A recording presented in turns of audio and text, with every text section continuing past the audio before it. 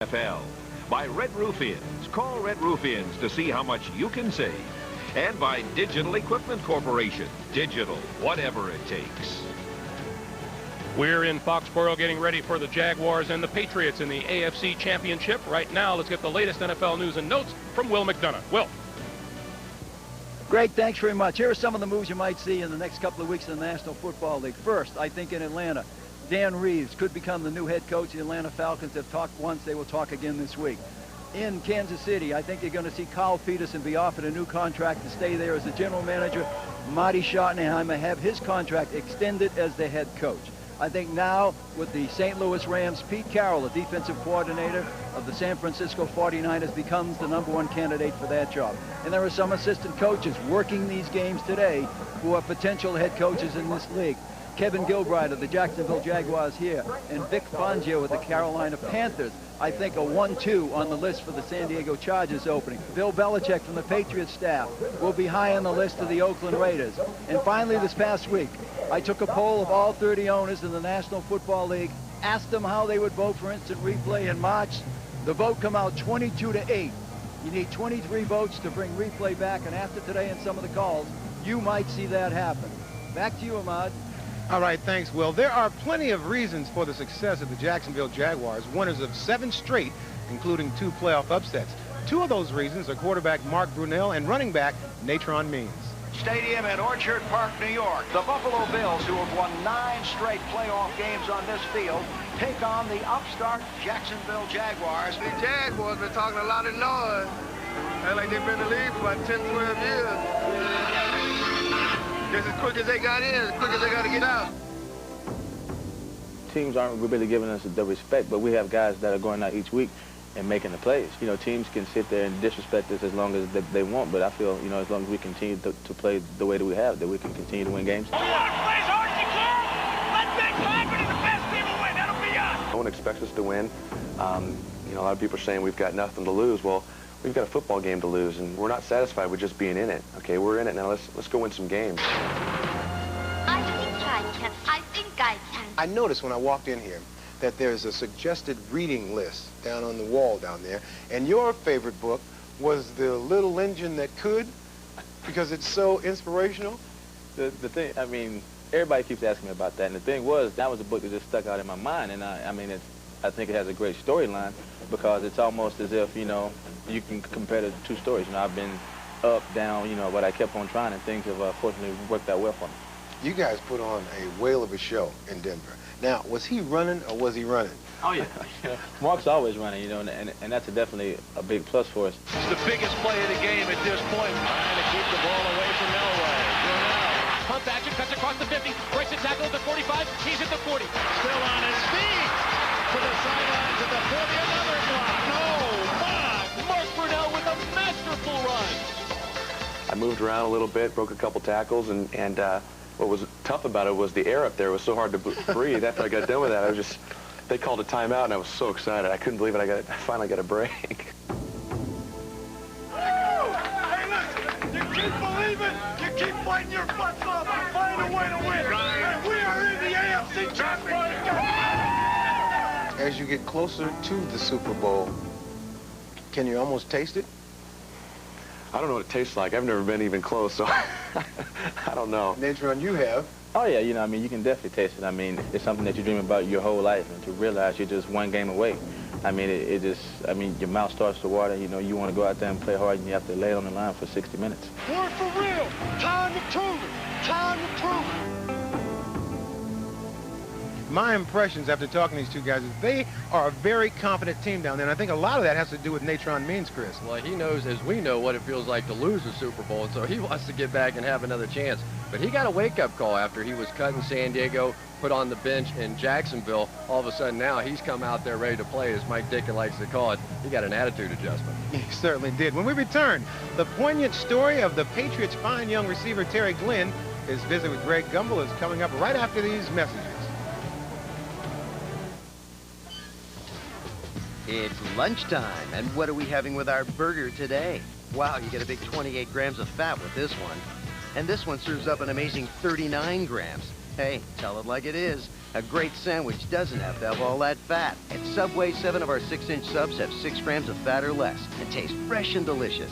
Take the Subway challenge and take one bite. If you don't think our subs are great, you get your money back. Take the Subway challenge at a Subway near you. You've got this huge customer. They're so huge, sometimes they don't even know when they've received a shipment. Whose problem is this? Yours.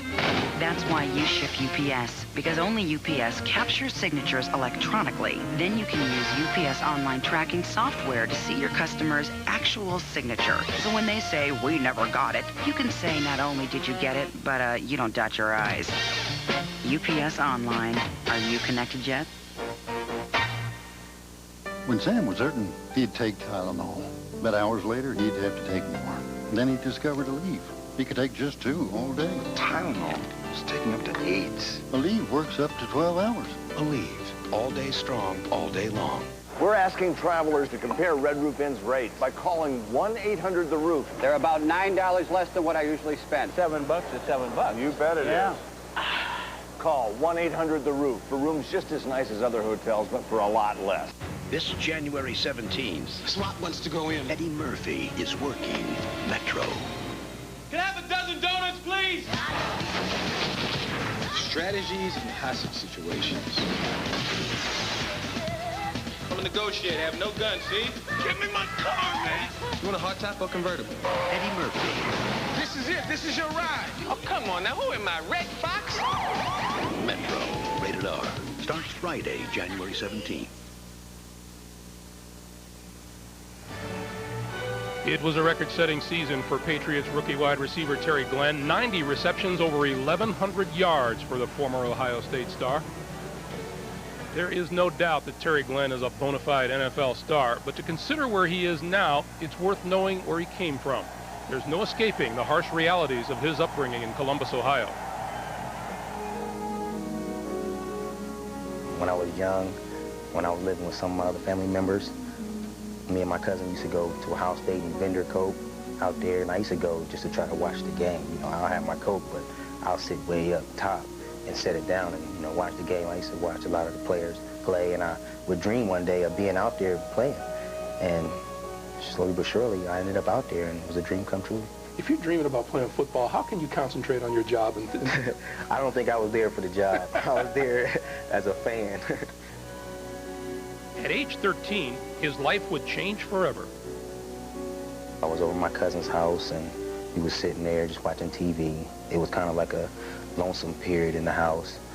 And we got a phone call, and the people said, you know, we found a body in an abandoned building. They told me that they think it's my mother, and they'll get back to us later, you know, when they identify the body. And then they called back probably a couple hours later and said, yes, it was her. And right then and there, my life just flashed before me, just dropped. Terry Glenn's mother was beaten to death by a man who had been stalking her. Did you ever find out who did it? Actually, yes. And he's in prison right now. And I just want to go and ask him, why do you do it? Because it just ruins a person's life. It can easily ruin a person's life. And I don't think I let it get to me as much as somebody else could have. I could have easily just said, hey, I don't want to go through this. I don't want to do nothing. I could just be out on the streets and anything. But I got a little sister that reminds me of my mother dearly. And my main focal point was to get to the NFL. And I know they make good money and take care of her. You think you will? You think you'll knock on the prison door one day and ask to see this guy? I really considered it, going back into the off season. And maybe doing something like that, just to see the guy, you know, hey, see if he talk to me and tell me why. While Terry lost a mother, he never knew his father, who left his family behind when Terry was just 2. But I never even met the man, nor have I seen him. Do you think it's possible that he never knew what happened to your mom? I think he know. I think he know everything that goes on. Actually, he lives in Columbus, Ohio. And I'm pretty sure he knows where I am right now. I'm guessing that your mom's death had one of 2 effects on you. Number 1, depressed you to the point where you didn't want to do anything. anywhere, at any time, or number two, it made you more determined to succeed? Which was it? The initial part of it kind of made me not want to do anything. Sometimes I even contemplated on killing myself, you know, but that's nothing that I can do. I know I couldn't do it, so I wouldn't do it. But as it got on, I started to use that as energy to feed on me to perform in the NFL or in college or to get to the NFL and take care of my little sister. After his mother's death, Terry lived with several different relatives but never really felt accepted. So he moved in with a high school friend, Charles Henley, who's currently a running back at Kansas. The Henley family became Terry's legal guardians. Do you think about the kinds of things that you could be doing for your mom if she were here? Oh, gosh, every day, I talk to the players sometime, and they may make a comment like, yeah, I just bought my mom a house, and, you know, I go silent for a second because I would just imagine what that could be like. You know, your mother raising you up all these years, and y'all been struggling, then one day she can get probably the biggest house out there, and it's just, it's tough. It's very tough. Holidays come around, you're just sitting there and you want to be with your family, your mother, you know, wake you up for Christmas or things like that. And when game time roll around, you see a lot of guys, their parents are in the stands, or they mention stuff like, well, my mother's flying in this weekend, and you miss things like that. And I wish she was here to see what I'm doing now so she can be proud of me. You hear the phrase quite often, mentally tough. Terry Glenn's a young man, Joe, who's mentally tough. Normally when bad things happen to us, Greg, you know, we feel sorry, we become bitter, or we give up. In this case, a young man's character, a love for his sister, and other parents that took him in provides one of the great success stories in sports. Now I understand why all that stuff he took from Parcells didn't bother him. This guy's tough. Yeah, you bet. We'll take a timeout. We're back with our Honda Pick of the Week presentation right after this. Sound, Joe. There's always a future in sound. And I know Chris was a great sport. Chris, I hope next year that you finish second again. Great sport. But he had to jump on my last pick. You don't have to be smart to pick football. Get him out of here. Get him out of here. Give him the money. Get him out of here. Greg, I beat you. Thanks very much. All right, we got to go. The Jaguars and the Patriots for the right to meet the Green Bay Packers in the Super Bowl. We'll turn it over to Dick Enberg, Paul McGuire, and Phil Simms right after these words from your local station.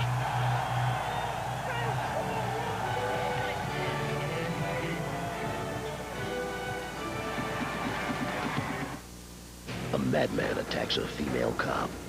Now it's personal. I'm gonna bring you down. Nice try, officer. Ed McBain's 87th Precinct, NBC Tonight.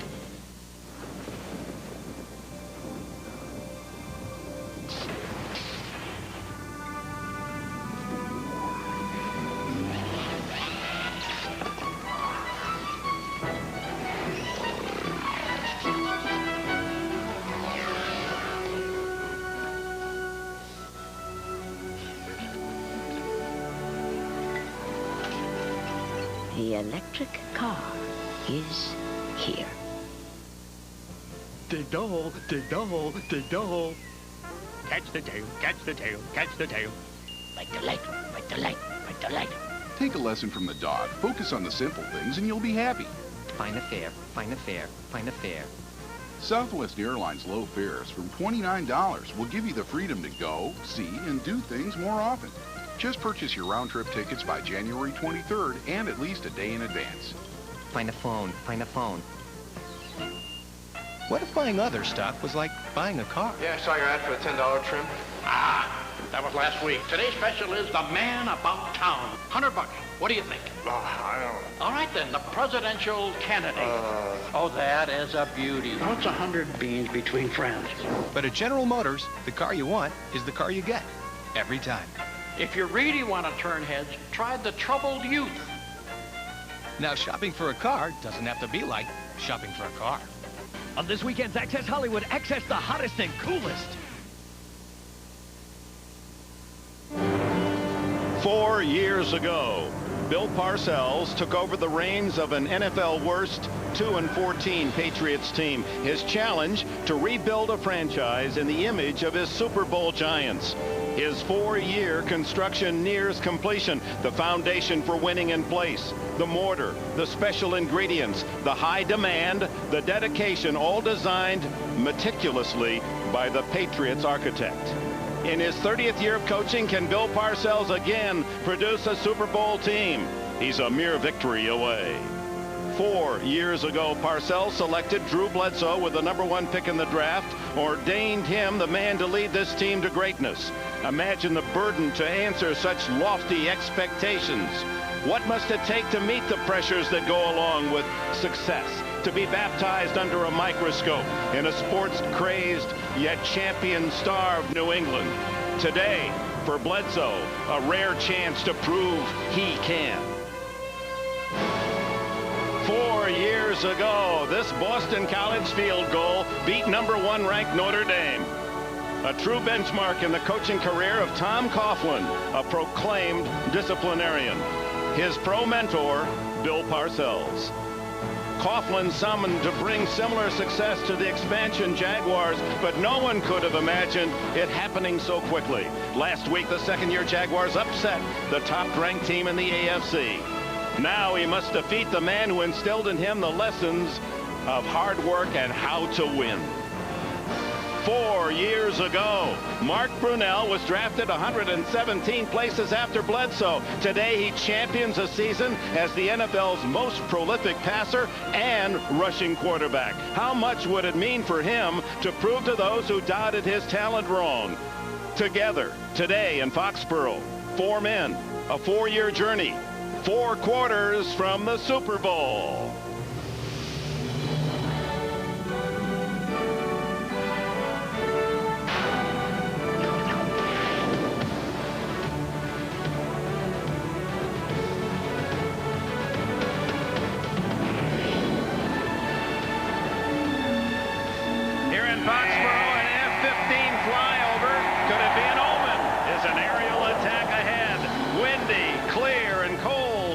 Massachusetts, where a sellout of 60,000 fans await the 27th AFC Championship game.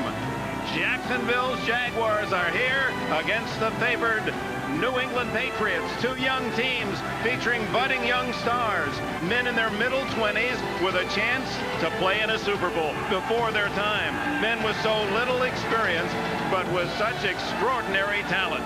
Today, in the snowy confines of Massachusetts, youth will serve Super Bowl notice as we welcome you to the AFC Championship and congratulate the Green Bay Packers. They're on their way to the Super Bowl. You talk about this Cinderella team, Jacksonville. First name you hear, Mark Brunell. Let's see what he did last week in the big win at Denver. When he stayed in the pocket, good numbers, 134 yards, 3 or 4 kneel downs for his rushing yards. But look what happens when Brunell leaves the pocket. He's spectacular. 7 throws for 111 yards, 47 more yards rushing. Well, Phil Simms, there should be a pretty good message there. Stop Mark Brunell. And Bill Parcells all week long has been preaching to his defensive lineman. He says, what's the worst position in football? That's behind the quarterback, because it allows Mark Brunell to step up, run, or throw the football. 2, when you get a chance to knock a ball down, don't jump. Again, he pulls the ball down, runs around you. And on 3rd down in obvious passing situations, look for the Patriots to take one of their defensive linemen, mirror him, keep him in that pocket. That way you have a chance. Drew Bledsoe won't be 25 until next month. He's the youngest quarterback ever to pass for 10,000 yards in the league. Isn't it amazing? The Jaguars are not worried about containing Bledsoe. He's not going to go anywhere. What they want to do is force him to pass the ball. They figure they can create turnovers if he's passing.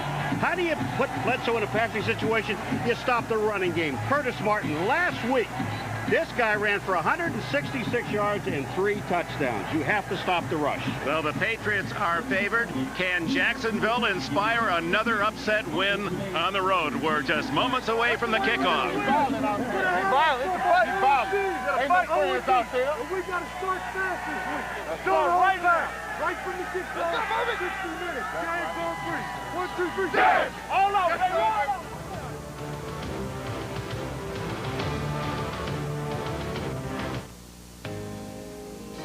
See you tomorrow. Like a rock,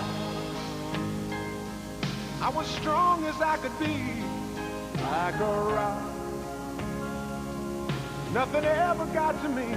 With the powerful Vortec engine It's gusting up to 30 miles per hour, and that makes the wind chill out here about 1 degree.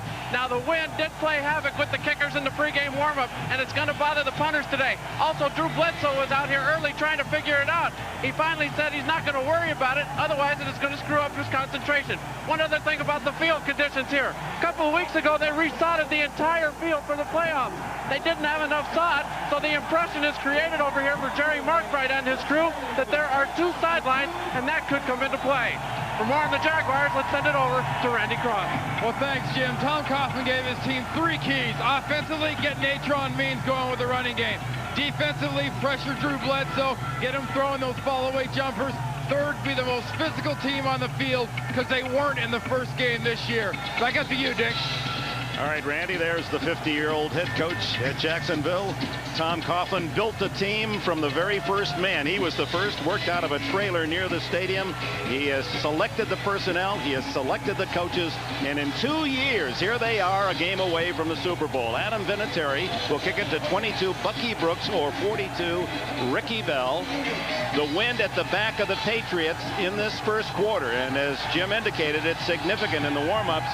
The kicks were traveling 15 yards farther going left to right. The advantage the Patriots will have in the opening quarter.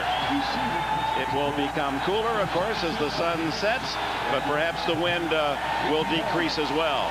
These fans have not had many opportunities to cheer a playoff game in New England. This is only the 3rd time and obviously the biggest ever game for this franchise in its 36th year. They have never hosted an AFC championship game. We're ready to go. The winner to New Orleans, a Super Bowl against Green Bay. Brooks at the 7. And he's hammered at the 20-yard line. The special teams of New England are coached by Bill Parcells, and he praised them in our chat 2 days ago. Brunell comes on the field in week 4. In an overtime loss here to New England, Brunell had his best numbers of the season, forced to pass as they had to rally from being way down early. Boselli, Coleman, Wydell, Tilsky, Searcy, young, big offensive line. Natron Means, what a playoff he's had. Maston's the blocker. Smith and McCardell both caught over 80 passes in the regular year, and Derek Brown is at tight end. From the 20. Means. Behind Boselli, nothing there. Stuffed by Chris Slade. The Patriots defensively start this way.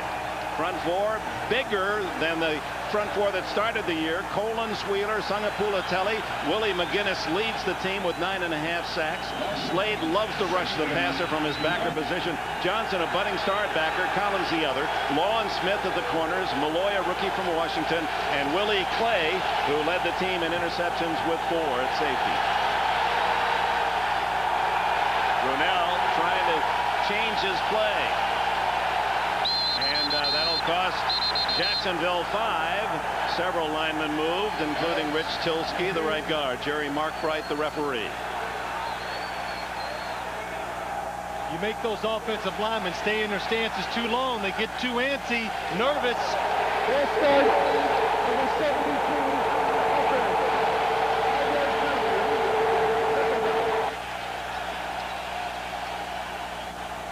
Inside the right guard, Rich Tilsky jumps. Again, Mark Brunell audible, and that's the reason why he couldn't wait. Wanted to hit somebody. All 3 guys on that right side went, and he went down the line to give him the play. With this noise, you almost have to go with what you've called in the huddle, at least early. 2nd and 15.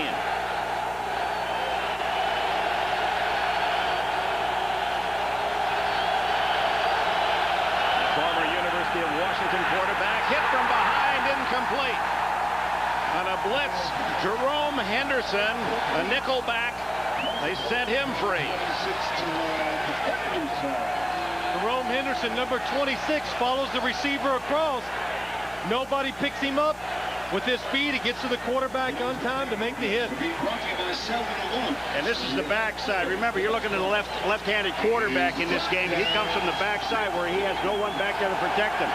Henderson, who has played more and more as the season has developed. 3rd down and 15. Out of the shotgun, Brunell.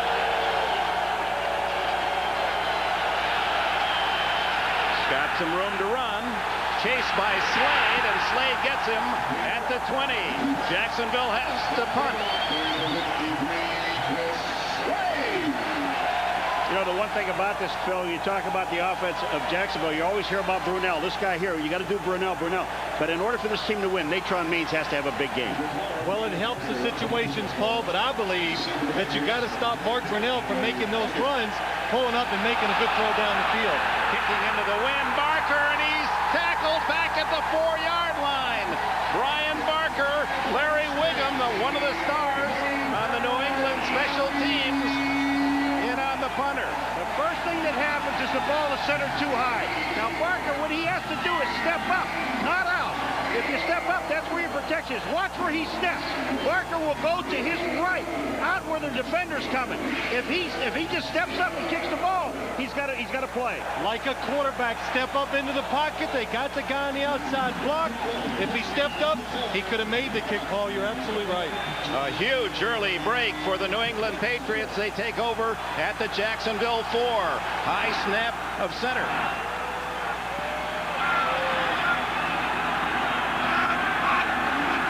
In motion. Curtis Martin, who scored 3 touchdowns last week against Pittsburgh, drives to the 1-yard line. Tom McManus leading the defensive charge. Boy, I'll tell you, old Barker's going to sit there and look at that thing, and all he has to do is step straight up with the ball and make the kick because the man is blocked. Well, yeah, but you know, he's not put in that situation too many times. So when he gets that high snap, a lot of times, hey, first time, you're going to panic, and tough situation for a punter. Martin, who had 14 rushing touchdowns the regular year, has his 4th in 2 weeks.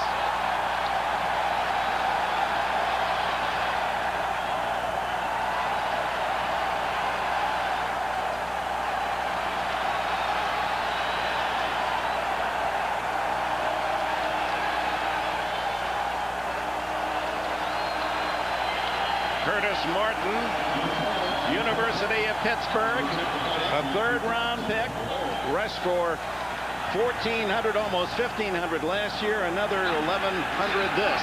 Vinatieri adds the extra point, and the Patriots opportunistically take 2 plays after the high snap of center to lead it 7-0.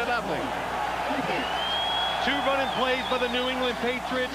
Both times they kind of overpower the defensive line of Jacksonville. That's the way you want to start. New England owner Robert Kraft leading the cheers. 60,000 here in Foxborough. The first score for New England is easy, 7-0. In New England, presented with a bad snap and a takeover at the 4 of Jacksonville. Curtis Martin scores. And now Vinatieri has it teed up. Will kick again to Brooks and Bell.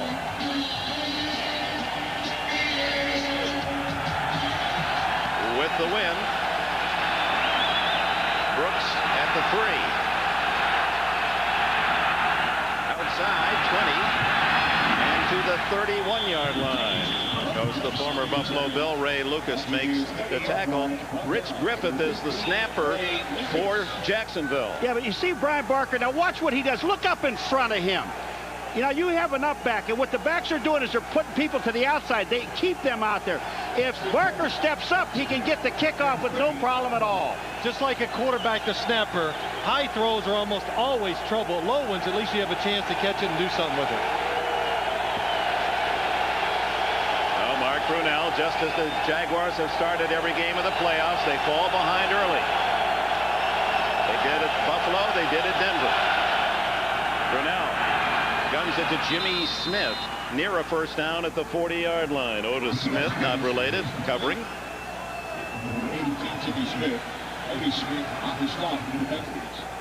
You see these 2 young quarterbacks, Brunell's 26, Bledsoe 24. Completions and attempts, the busiest 2 throwers in the NFL this year, and Brunell led the league in yardage.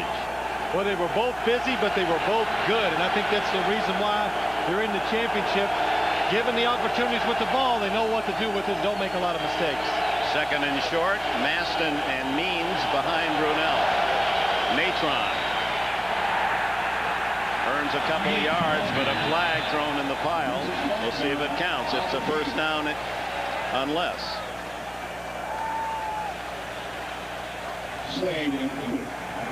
Holding Jacksonville. The Jaguars were one of the most penalized teams. In fact, led the league most of the year. Number 71, offense. 10-yard penalty, second down. Baselli, the first 12 games of the year, you see they average nearly 10 penalties a game. Look what's happened, though, down the stretch. Only 19 penalties in the last 6 games. And where this penalty is a backbreaker, Phil, is you've got second down and about a half a yard, and you get a 10-yard penalty. That kills a young team. So instead of 2nd and 1, it's 2nd and 11. Rookie over the middle, incomplete. Through the hands of Willie Jackson. And dangerously close to caroming back for an easy interception. Well, that's a play they've had great success with the last 2 weeks. There were basically 4 wide receivers and a tight end. They spread the field. They try to give the quarterback, Mark Brunell, just a little bit of space so he can get rid of the ball quickly. But New England was ready for it. They shifted the defense towards the wide receivers and tipped the ball and almost got the interception. Brunell on 3rd and 11 from the shotgun. 5 receivers. Throws underneath. Not much there at all. The Reggie Barlow, the rookie from Alabama State, and Teddy Bruschi of Arizona, rookie linebacker. New England was all over it. Well, Teddy Bruschi, he's really sometimes a 4th down lineman, but this time in a long yardage situation, he diagnoses the play. Hey, what he has is speed. He runs around any potential blockers and makes the play. Well, Barker has to be on his toes here after his last episode. Good snap from Griffith, and he just gets it over Larry Wiggins' try. Dave Meggett, the veteran, former Giant, returns to the 38-yard line. 36-yard punt, 6 on the return. Bruschi has done his work. New England back on the field.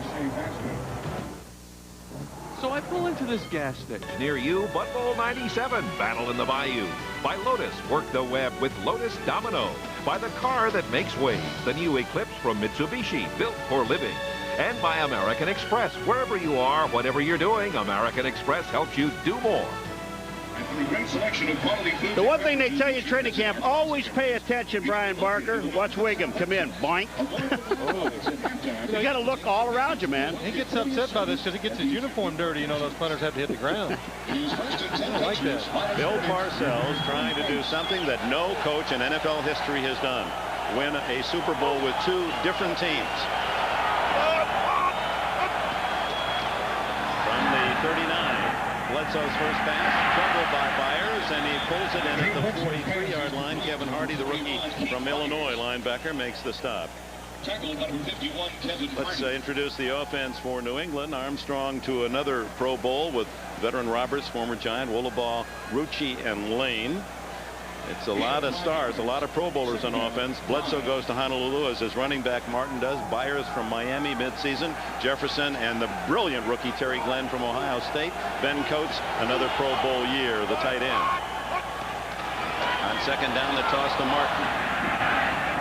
He runs into a pack of white jerseys at the 44-yard line, where it'll be a 3rd down and about 4. Yurkovich and McManus on the Jacksonville side with the tackle, and here are their starters: Loggeman, Davey, Yurkovich, and the veteran Simmons, who's had big plays in both of the playoff wins. Hardy, McManus, and Robinson, the backers. Aaron Beasley, a rookie from West Virginia, at one corner. Mickey Washington, the other. Dana Hall, Chris Hudson, the safety. Only 13 interceptions all season long for that defense. Long 4. They bluff the blitz. Bledsoe down the middle, incomplete. Terry Glenn, he didn't drop many during the course of the year. Caught 90, in fact, did Glenn, more than any rookie receiver in NFL history. Well, it's a good job by the New England offensive line picking up the rushers when they came. And look at the hole Drew Bledsoe has for Terry Glenn. Terry Glenn takes his eyes off it just a second before the ball gets there. That causes the drop. Tom Tupa. Parcells doesn't praise many players, but he had high acclaim for Tupa's acquisition. He said, he gives me a third-string quarterback, and he's been a terrific punter. Chris Hudson, the safety at the other end, scuffs this one. Line drive.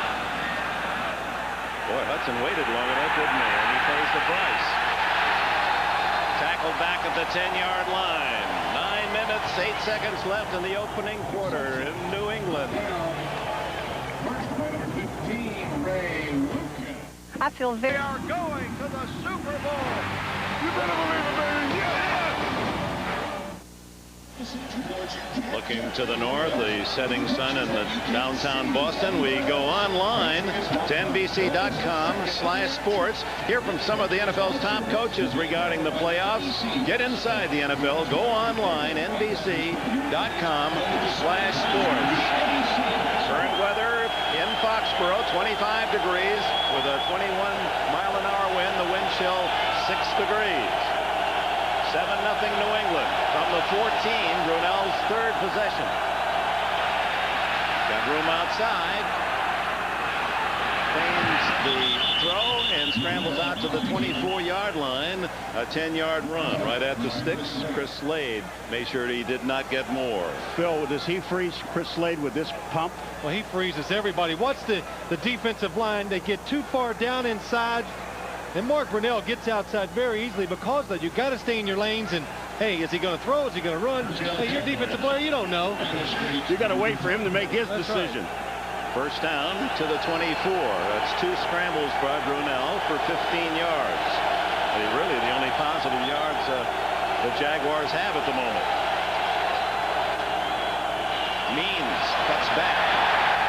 Blue jerseys at the 25. A gain of a yard. Todd Collins, fourth-year linebacker from Carson Newman, led the charge. There's the man who snapped on the first punt, Rich Griffith, and injured him on that play. Paul Fraze, that accounts for his being the snapper on the last punt. Left ankle sprain is what we hear. Ineligible man downfield against Jacksonville, or too many men on the field. Too many men on the field. Tom Coughlin with a quizzical expression.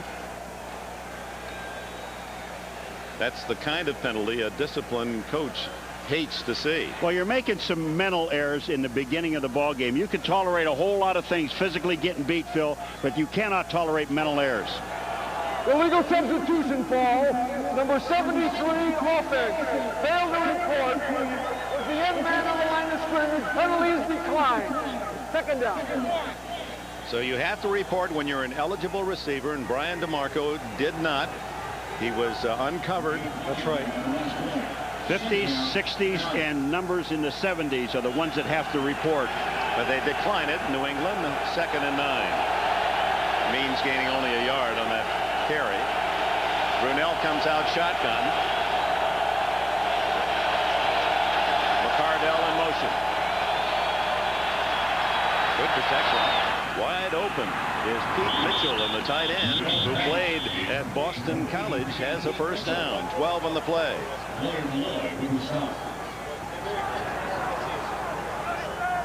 Mitchell was the third leading receiver for the Jags this year with 52. Well, Pete Mitchell on the inside. He has the option when he goes down the field to break in or out. It's a tough position for the defensive back. And Mark Brunell and him, they've been reading together all year long and doing a very good job at it. There's Mitchell's numbers on the regular season. First down at the 37. New England leads 7-0. Midway in the first quarter. Means on the draw. Caught in the backfield by Willie McGinnis. The former Southern California All-America. One of the things I'm seeing with this defense of the Patriots, the defensive line and linebackers are staying close to the line of scrimmage. They are, and Willie McGinnis, number 55, does a good job getting in the backfield, then readjusting and making the tackle behind the line of scrimmage. You want to stop a running game, penetration destroys it. So far, New England's doing a good job of that. McGinnis, who had a solid year, 11 sacks last year, 9.5 sacks this past season. And that play looked as if it was going to get some yardage, but for McGinnis. 2nd and long. gathered again, and every time Means gets the ball, there are 2 or 3 Patriots on him, led by Ted Johnson, the middle linebacker from Colorado. Dick, and that's the support I was talking about. If you take a look at the line and linebackers, all of these guys are heading right to the ball. They're not worried about it. They know that the people in the secondary are going to stay on their men. That's what Bill Parcells stressed all week long. Don't leave your people downfield. That frees up these linebackers. Jaguars have, along with making less penalty mistakes, have not coughed it up. No fumbles the last 3 games. And Brunell has cut down on his interception rate in part to Natron Means' success. 3rd and long. Underneath he goes. And short of the first down is Keenan McCardell. Tackled at the 44. He needed 3 more. Chris Slade made the stop. And the punting team sent out by Coach Tom Coughlin. For one thing, when Jacksonville comes into the game, like they did that time, 5 wide receivers or 4 wide receivers and beat Mitchell. New England twice send the guy out of the secondary on the blitz. The offensive line, they can't account for him, makes Mark Brunell throw the ball before he wants to. 3rd punt attempt. Of course, Barker had to swallow one of them, make it at the 21. Wheeling out to the 33-yard line. 12 yards on the return for Meggett, only 35 on the punt. Timeout, 5.5 remaining, opening quarter. Only score, a Curtis Martin 1-yard run for touchdown. Drew Bledsoe, how's he performed in cold weather NFL games? 3 games under 30 and 3 wins for Bledsoe. And in that Colts game in '93, 81% completions. This then will be probably, by the time the game is over, the coldest environment in which he's operated, although he's used to it. Grew up in Walla Walla, Washington, and the east of that state. Throws underneath, complete to Martin, and Martin tackled at the 38-yard line, a gain of 5. All right, Phil, Jacksonville defense, what they need to do is do what they did against the Denver Broncos a week ago. Play conservative. Don't give up the big play. But you know, that's right, Paul. They want to do that. What they really want to do, too, they wouldn't mind getting in a throwing contest with New England sometimes. They feel like Drew Bledsoe, if you make him throw enough, will make 2 or 3 bad decisions, force the ball in coverage, and they hope to get the turnovers. On 2nd and 5, the draw. Hit in the backfield for a loss at the 36 by Tony Brackens, the youngest man on this Jacksonville team, just 22, from the University of Texas. Tony Brackens just gave us an example, Phil, of what penetration is all about. He got in the backfield. Tony Brackens, number 90, gets up the field, doesn't allow the runner the choice to make a cut in or out. Barry Sanders was tackled for a loss more than any other back, 44 times. Martin was second with 40. Have to be a good back to be tackled for that many losses. Bledsoe lets it go wide open. Sean Jefferson to the Jacksonville 41. Dana Hall made the tackle. 23 yards. Well, you hear so many times it all starts with the offensive line. They did a great job of giving Drew Bledsoe plenty of protection, nobody around him, and Sean Jefferson running down the field. The defensive back slips, but nobody is in the middle of the field for the Jacksonville Jaguars. Easy completion. And again, Bledsoe had all day, Phil, to throw the football. When you have that much time, you better find somebody open. Jefferson had 50 catches on the year, his career high, former San Diego Charger. Martin weaving, gets outside, gets a block, breaks a tackle, and he's out of bounds at the 31. 10 more yards. One of the things that you cannot do when a back comes out to the outside with the speed of Martin is duck your head. You've got to get upfield. Beasley, watch this. When he comes up to make the play, you duck your head. When you duck your head, he's gone. I think what Curtis Martin did on that play right there is what coaches call playing above the X's and O's. You don't have to block it perfectly all the time. He made something happen once he got the ball. Martin now, Dave Meggett replaces him, the lone running back behind Bledsoe. First down at the 31, Meggett. 9 more yards. McManus made the tackle along with Eddie Robinson. What a wonderful play by Dave Meggett, Phil. The play was designed as a draw to go up in the middle, and it didn't go that way. Well, Dave Meggett comes in the game. The teams always think, well, it might be a passing situation. Dave Meggett finds the hole. It's to the outside. He's a patient runner. That's the big key with him, why he's successful. He waits and lets the blocks happen. Then he makes his decision. On the way to the Pro Bowl is Meggett, such a valuable all-around player. Second, officially call it an 8-yard gain. 2nd and 2. Fires in motion. Toss. Martin. The 20 to the 19. First down, New England. Bracken's made the tackle. Well, Curtis Martin had such a big game last week, and Bill Parcells was on him the whole week leading up to the Pittsburgh game. He says, you know, Curtis, do you have big game disease? Because every time we get in them, you don't play that well. So he did a great job last week. So this week, what was the thing?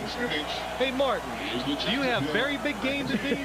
Can you do it in a really big game? So, Bill, I think he's answering your question early. He's ready to play. He never can please the big tuna, as his nickname was tagged as coach of the Giants. On first down, play action, Bledsoe fires, intercepted on the deflection. It's Aaron Beasley, and the rookie is to the 20 to the 22-yard line. Woolaball made the tackle. Beasley, who had only 1 interception in the regular season, with a key pick as Bledsoe's pass deflected. You've got control of the game. You got to be a little conservative. Watch Ben Coates run down the field and break it out, and just look at all the defenders around him for the Jacksonville Jaguars. He goes down the field, 3 defenders, front, back, to the side. You cannot take those chances when you got control of the football game. Tom McManus, the linebacker, had drifted back. Number 55, it appears he gets the tip. There it is, and it goes right there in Beasley. And this goes right back to the beginning when we said Phil and Dick, make them throw the football. They will make mistakes. First down at the Jacksonville 23, 7-0 the score. Brunell play action on first down. Throws down the middle, complete at the 45 to Jimmy Smith, and Smith has a first down near midfield. 22 on the play. Well, there's wind in Jacksonville's face. I didn't see it that time because Mark Brunell just throws a strike down the field to Jimmy Smith. Good job selling the route up the field, showing the speed, make the defender think you're going deep. When you break in, nobody's there. Smith out of football 2 years ago with another big catch. Best field position for Jacksonville to their own 45. Fumble, and Brunell appeared to cover an errant snap. Dick, Smith is a wonderful story. You know, when we talked to him last week and about being out of football, and then, you know, here he comes back, and you, most of you saw the catch he made last week. Here's the thing. Brunell just doesn't get the ball into his hands, but smart enough to get down on top of it. When the ball drops straight down, that means the quarterback didn't get his bottom hand up on the football. So, sorry, Mark, I got to blame it on you. I'm sorry, they just got to get that bottom hand up on the football. Final minute, first quarter, 2nd and 10.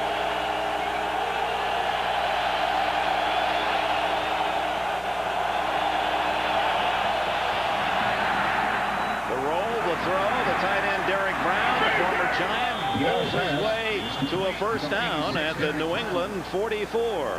Probably the last play of the quarter. Brown oft injured.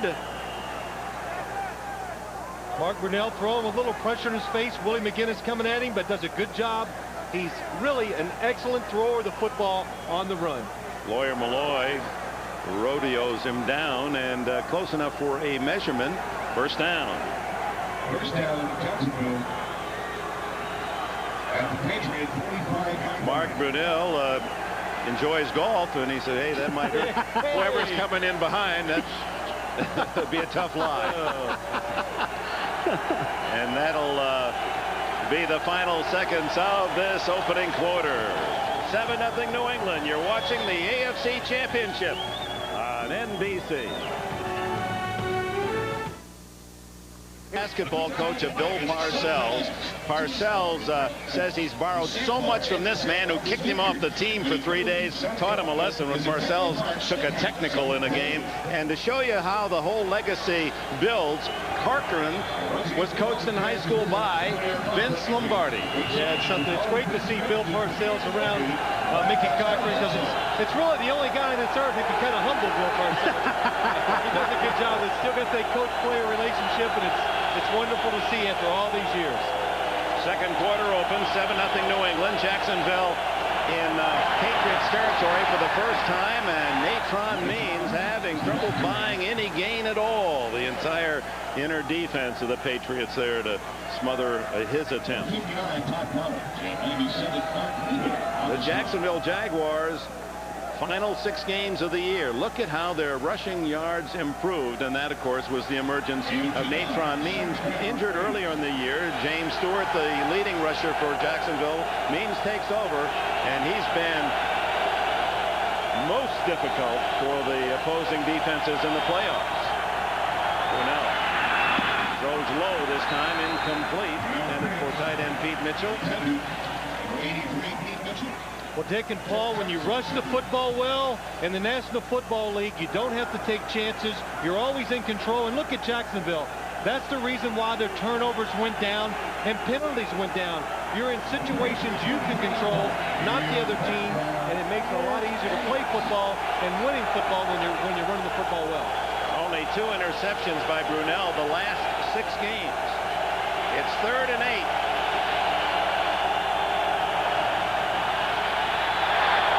Complete. It's the tight end Mitchell again, and he rumbles for a first down at the 34-yard line. Boy, was that play set up beautifully. It is, Paul. It's set up beautifully. It's something that Kevin Gilbride, who's used to coaching the run and shoot, brought to this offense, and to Tom Coughlin. Middle screens, a great job by the offensive lineman, letting the defenders come in.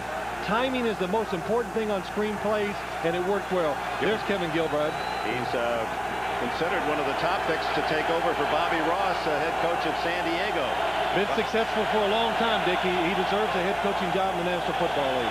Corner blitz. Brunell breaks 1 tackle and unable to outrun Chris Slade on the corner. Slade gets him down for no gain. Let's go back to that graphic a little while ago about the turnovers and not the turnovers when you're running the football, Phil.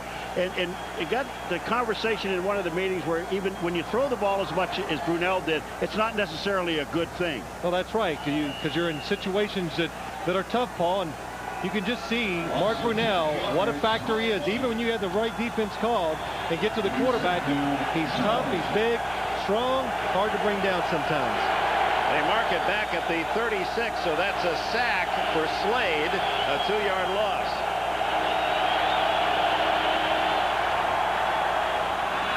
Throws complete again to the tight end, and Mitchell is finding a lot of openings in that secondary of New England. Todd Collins made the tackle. Well, Jacksonville has a lot of faith in its offensive line. 5 wide receivers. This makes the linemen block one-on-one. And look at Tony Baselli against Willie McGinnis. Ex-teammates. Big size difference, but Willie McGinnis has that speed, and that creates power. Gets the best of Tony Baselli. Yeah, Tony Baselli had his hands in his face mask. They could have called a face mask penalty. 3rd and 5. Brunell fires on at the 21 by Mitchell again. That's 4 catches for Pete Mitchell, who was recruited by Tom Coughlin to come to Boston College and acquired Mitchell from the Miami Dolphins last year. One of the things that are happening with Mitchell, they're getting Mitchell one-on-one on a safety, and when you got that matchup, that Brunell's just he's playing catch with him. That's why he's there. Tom Coughlin knows he just has what they call feel for a a receiver can get down the field, push out people, and make the catches. Deepest penetration, Jacksonville. Means again, only able to gain 2. Chad Johnson there to lead the defense. Johnson, a budding star at middle linebacker, the man with a 20-inch neck that likes to read romantic novels. He says, nothing I like better than a good love story. He's single, too, girls. Look at the neck on this guy. You know, you got to be tough to say that thing in the National Football League if you like romantic novels. 2nd down 8. Means a little more for the power driving Means as he's inside the 15-yard line. It'll be 3rd down and 3. Well, Jacksonville knows that they can't win this ball game only on the arm of Mark Brunell. They have got to be able to run the football. And Tom Coughlin is, as we've talked so many times, Dick, a disciplinarian. He's going to go back to the running game. He's going to run the football. Means James comes out on 3rd and 3. This is the 12th play of the drive since Aaron Beasley made the interception and returned to the Jacksonville 23. No one in the backfield. Mitchell, the tight end, in motion. Brunell in trouble, throws it away. Mitchell was close enough that no flag goes down. Slade was all over Brunell. So Coughlin will bring on the field goal unit. That means Mike Hollis, second-year kicker from Idaho. He made all but 6 in the regular season, 30 of 36, and you see he's only missed 1 in the playoffs. Certainly one of the smallest kickers in the league, only 5'7", 175. This one from 32 yards with the win.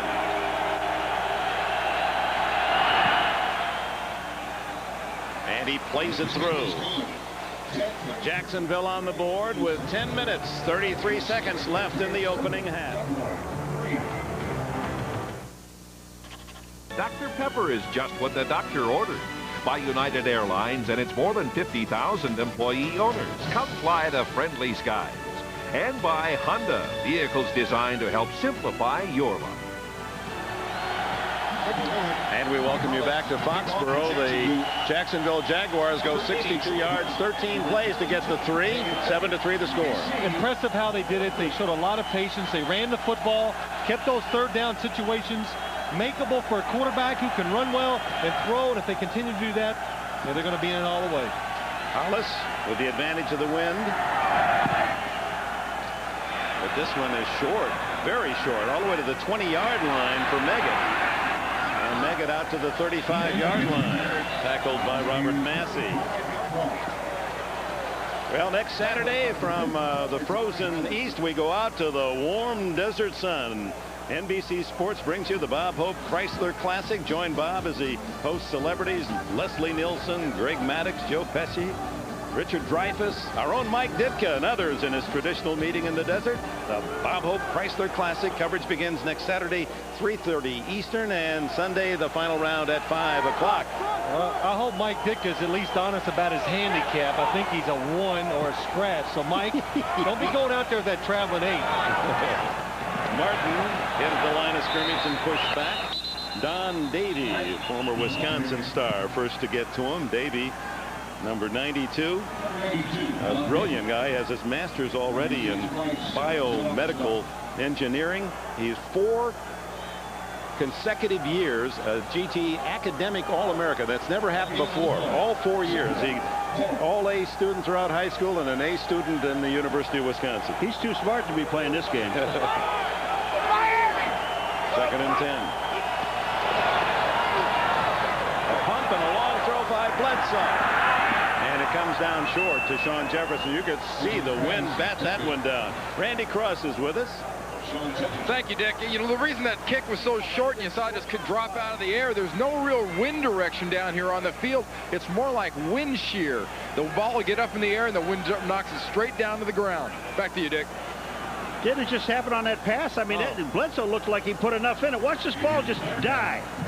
It comes down and just drops. I mean, that's not even close. 3rd and 10.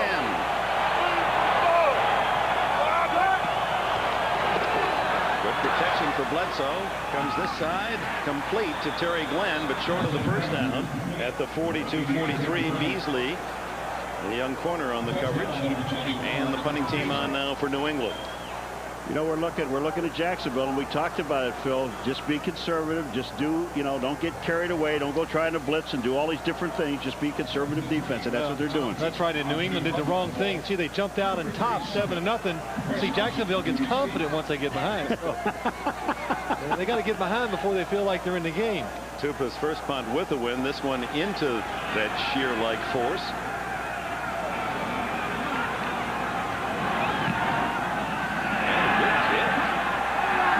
Backpedaling to the 13. And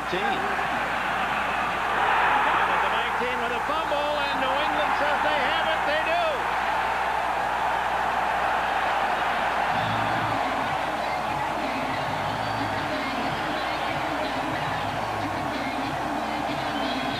The man who made the snap. Mike Bartram recovers the fumble.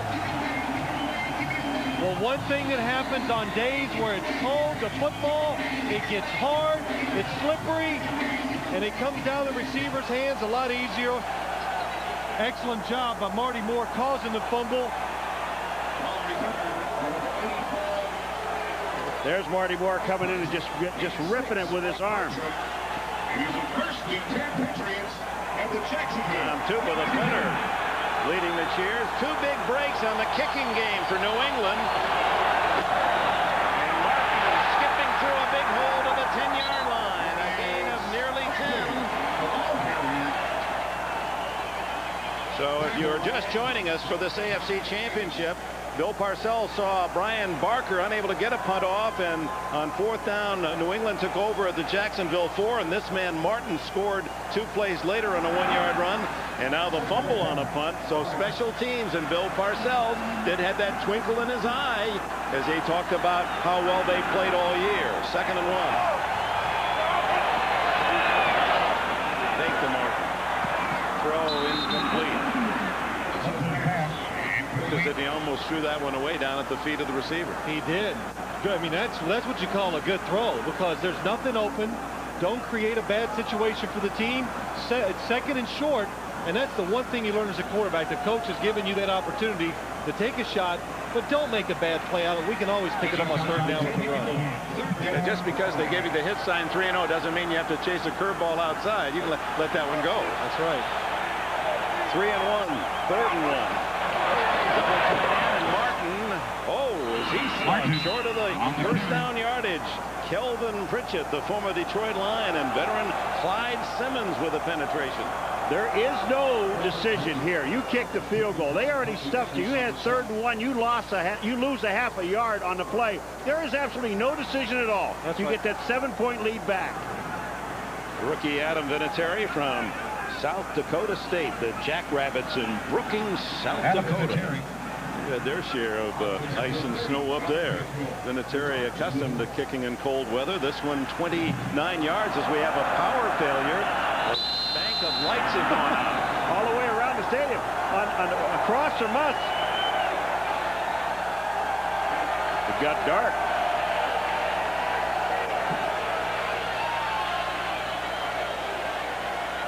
Scoreboard is impacted. One scoreboard completely out, and the other is blinking futilely. Well, looks like we're going to have to come back and play it tomorrow. Yeah.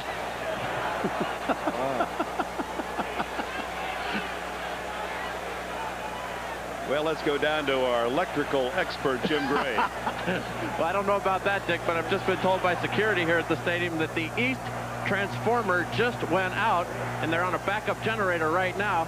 They'll send the people in the New England Power and Lights in to try and fix it, and we'll get some more information to you when we have it, Dick. Well, they had the fog last weekend that one could barely see. They managed through it, and by that comparison, it's pretty good here today at this hour. There's enough light to certainly see the action. Whether or not it would inhibit play, we'll soon find. They may have to try to play in this condition. Well, you look at the scoreboard, it just erased the 7 points for the Patriots, so the score's 3-0 now. Jackson. Yeah, you're right. Let me just hit you. Here you go. Well, the coaches and players wait for power. We remind you that after our coverage of this AFC Championship, to stay tuned to NBC tonight for Dateline. Can you really beat baldness? This man thought he could, but you won't believe what it cost him. Plus, she was Playboy's Miss May in 1976, but did it cost her job 20 years later? Watch Dateline later tonight, only on NBC. Jim? Dick, Jerry Markbright just sent the team to their respective benches. Play could not continue like this. It would be very difficult for them to see the ball kicked, punted, or passed. So he sent both teams back over to their sidelines, and when we have more information from Jerry or from the people who are trying to fix the transformer, once again, we'll get back to you. Now, we've talked about it before in baseball and golf and other sports. When it's dark, our lens have the capability of opening so wide that it appears to be much lighter than it actually is. Those of you watching must wonder, well, why don't they play? Well, it's darker than it would seem. At the moment, we're in the second quarter. New England going for a field goal and a 7-3 lead. Delicious Domino's pizza by halftime. For hot wow, call Domino's now. Well, the lights went out in New England as we welcome you back to Foxborough with the score 7-3. The Patriots about to line up for a 29-yard field goal, and Jim Gray just has reported that Jerry Markbright, the referee, said he will not allow play to continue under these conditions. So someone has to find the fix-it switch. Well, you know, you and I can go back that far. I don't know if this guy can or not, but, you know, there's no room to bring cars in here where you can put the lights. Well, that's the way this was a lot of light back in Armada, Michigan, I'll tell you. We wish we could have had games. Did you ever have anything like this? No, I never did. No, didn't play many night games, Paul. We weren't good enough, so. All right. Curtis Martin has the only touchdown of the game, and speaking of utilities, Curtis offered an interesting little tidbit during the week. He said that he doesn't like the phone. Too many people calling him. He's been so successful here that everyone had his phone numbers. He got a new phone number. Does he know it? No, he does not know it. He told the cleaning lady that comes in to get us a new number. And don't tell me what the number is. There are only 3 people that know who it is. His pastor, his mother, and his agent. Right. So those 3. So when the phone rings, he goes, hey, it's got to be somebody I want to talk to. So he goes and picks it up. Well, you know, everybody looked at him yesterday, and when you really think about it, he would never call himself anyway if he wasn't home. So why does he need to know what the number is? You're the only one that would think of that. So. Well, so let's, on the serious side, analyze what we've seen thus far. A quarter and a half, a tough break. If you're on the Jacksonville side, New England gets a gift touchdown early, and then the Jacksonville Jaguars showing that they can move the ball to get this last field goal. I think the conditions have caused problems for the Jacksonville Jaguars. Just the cold weather making the ball hard to handle. Bad snap, and Barker appeared to have room to kick, did not. Tackled by Larry Wiggum, and then 2 plays later, Martin jammed it in for the score. And then looking for another lead deep in Jacksonville territory. A tip pass by McManus, picked off by Aaron Beasley. They go 60-plus yards, and the field goal by Hollis made it 7-3. And then Chris Hudson, just moments ago, fumble on this punt return. Mike Bartram recovering. Jacksonville holding New England at 2nd and 1 and 3rd and 1, and the Patriots had sent on their field goal unit for a 29-yarder when the light bank failure occurred. What I like about what Jacksonville's doing, and we talked about at the beginning, Phil, is they're playing conservative defense. They're not taking any chances, Dick. They're staying at the line of scrimmage. Their biggest job is to stop Curtis Martin and force Bledsoe to throw the ball because he may make some mistakes. Now, the mistake that was made on the interception was a tip ball. I mean, not necessarily his fault, but that's the position they want to get Bledsoe in, where he's throwing the football and Curtis Martin not running it. And Jacksonville's continue to be conservative on offense. Control situations. That's what this game is all about, Dick. You know, when you get in situations where you got to do one thing, the other team knows it, that's how you make mistakes. So both sides are trying to dictate the situations. One thing we do know, the Green Bay Packers wait for the winner in the Super Bowl as we go to Greg Gumbel. All right, Dick, thanks very much. You know, it's been about 7.5 minutes now since the lights went out, and what has been Bob Kraft's big move here in New England? He wants a new stadium for these Patriots. What better argument could he have? You don't suppose he turned the lights out, do you? I don't think so. Yeah, but it's a scary, but it is a big issue in this town, and he's been willing to put up his own money. What he wants out of the people of Boston is the land with the facilities around it, the infrastructure, and you can guarantee that the whole issue is going to come up again. Meanwhile, what's the coach to do over there on the sideline with his team, Joe? Well, you got just a short amount of time you're going to be using at halftime. I'd be using this right now on the sidelines, getting the different groups together, and I'd already start the halftime adjustments. Actually, you see the coaches making lists on the sidelines to go over the team. You know, at halftime, you get started on those right now and get a jump. Well, the game, you know, you can make all the adjustments you want to, Joe, but actually the games come down to making mistakes. Basically, you take Jacksonville, they're a team that played the last 7 games. What they've had, average 3 penalties a game. They've had over 3 in the first quarter. And, I mean, they're just not doing the things you said. I mean, the cold has a lot to do with it, I'm sure with it. But when you make the kind of mistakes they're making, that's the only reason the Patriots really haven't capitalized on them either.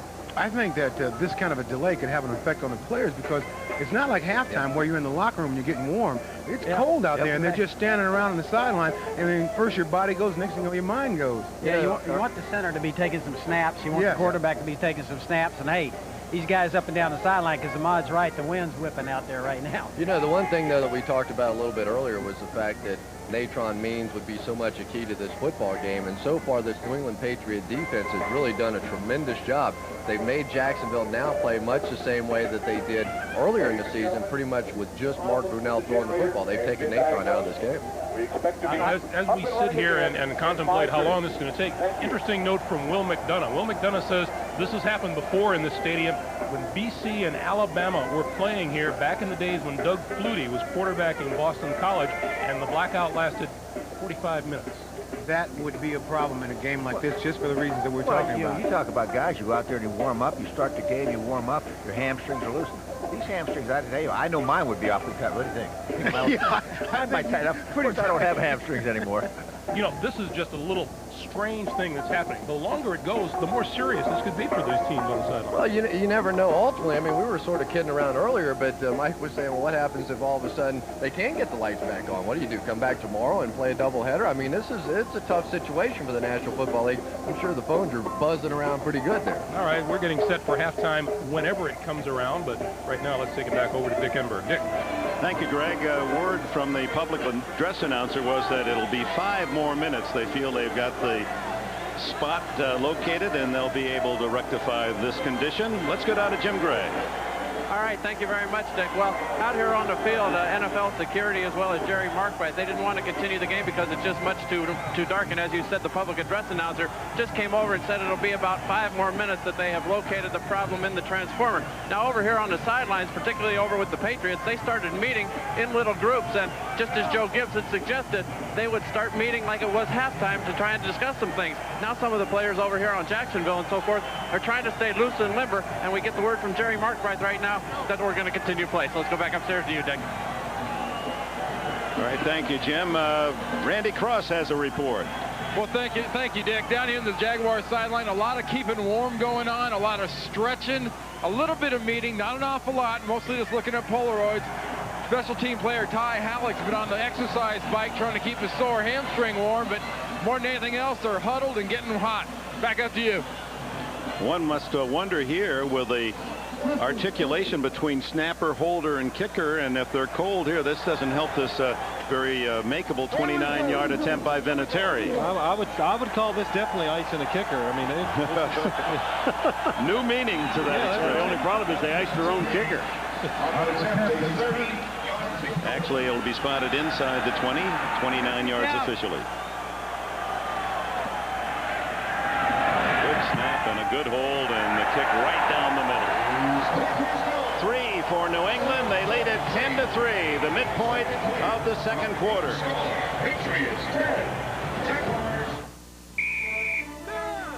Honda presents Great Drives. How did the Jets engineer the biggest upset in Super Bowl history? Stay tuned.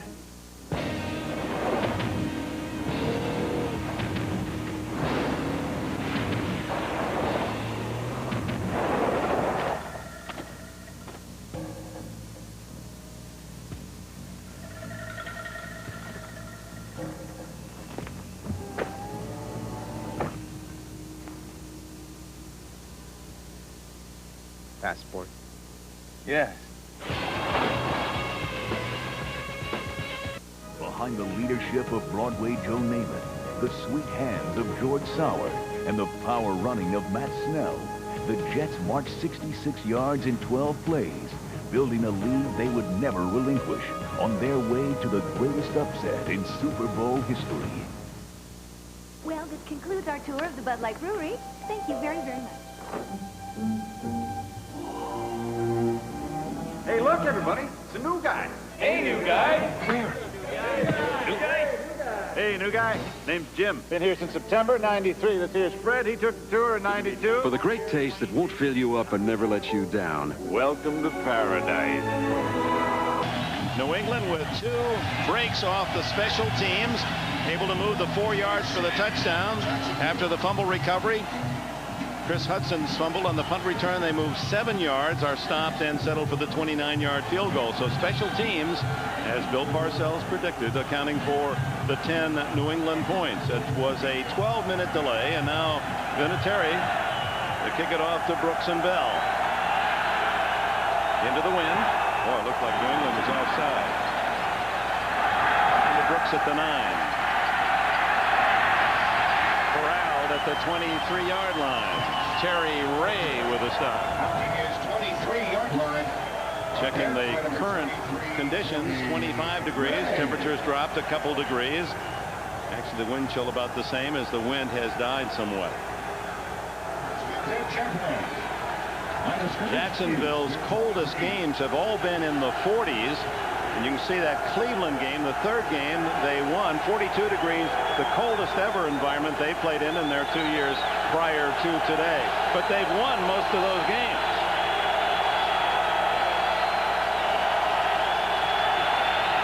Brunell from the 23. On the roll. Gathered by McGinnis, and Brunell alertly blocking McGinnis away from a possible touchdown. This is a good job by Willie McGinnis, number 55.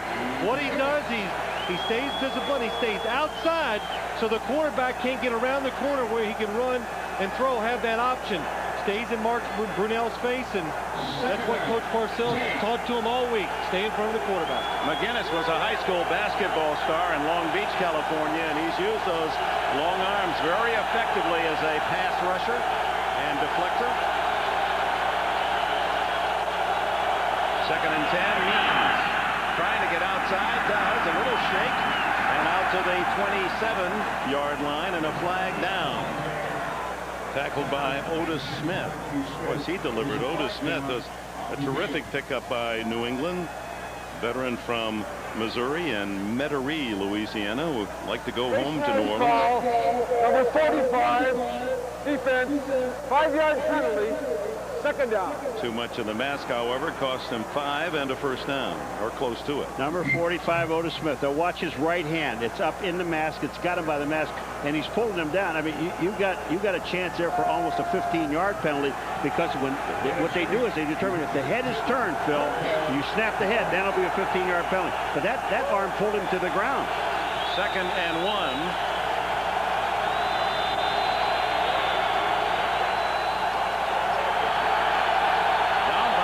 Second and 1.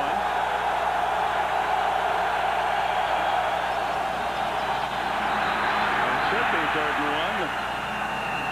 And I think that's the officials finally caught their own error. All the scoreboard and the down box all second and 1.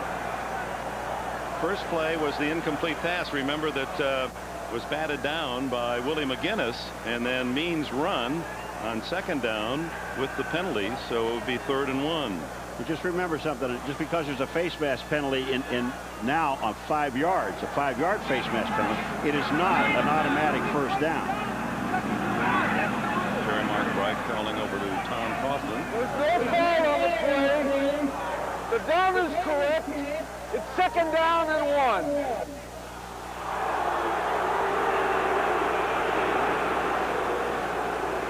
So the yardage plus the personal foul. Now what happened is it's second down. They get a penalty at second down, so they take the penalty, and the down remains the same. All right, they didn't take the game. They took the penalty. All right. That wasn't very clear, and Nathan Means doesn't find much in the open either, as Todd Collins leads the defense on the attack of the big running back for Jacksonville, who is slow getting up. Means 240 pounds on just a 5'10" frame, and he appears to be fairly seriously injured. He can't put his full weight on his legs.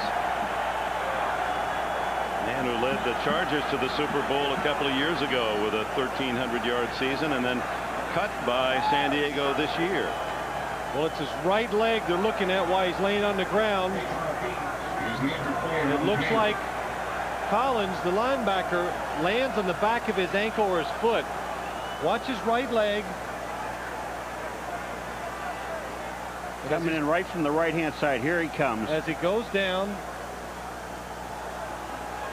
And turns that ankle over with all that weight of 3 different players, about 800 pounds on him. I can't tell who falls. Well, it's Todd Collins, number 59, who falls in the back of his right foot. And this Jacksonville team, they have really gotten used to running the football and playing a certain way over these last 6 weeks with Natron Means. So this could really be a big factor in their play calling. So Means only 11 yards in the game. 9 carries for only 11 as they really are keying the defense against his runs. And this is quite in contrast to what he's done in the last 4 games. 92, 110, 175, a career high in Buffalo, another 140 last week. And look at the average per rush increasing each game, but not today. 9 carries, only 11 yards. James Stewart, who led the Jaguars in rushing in the regular year, number 33, second year back from Tennessee, replaces Means. He's 224 pounds. It's 3rd and 1.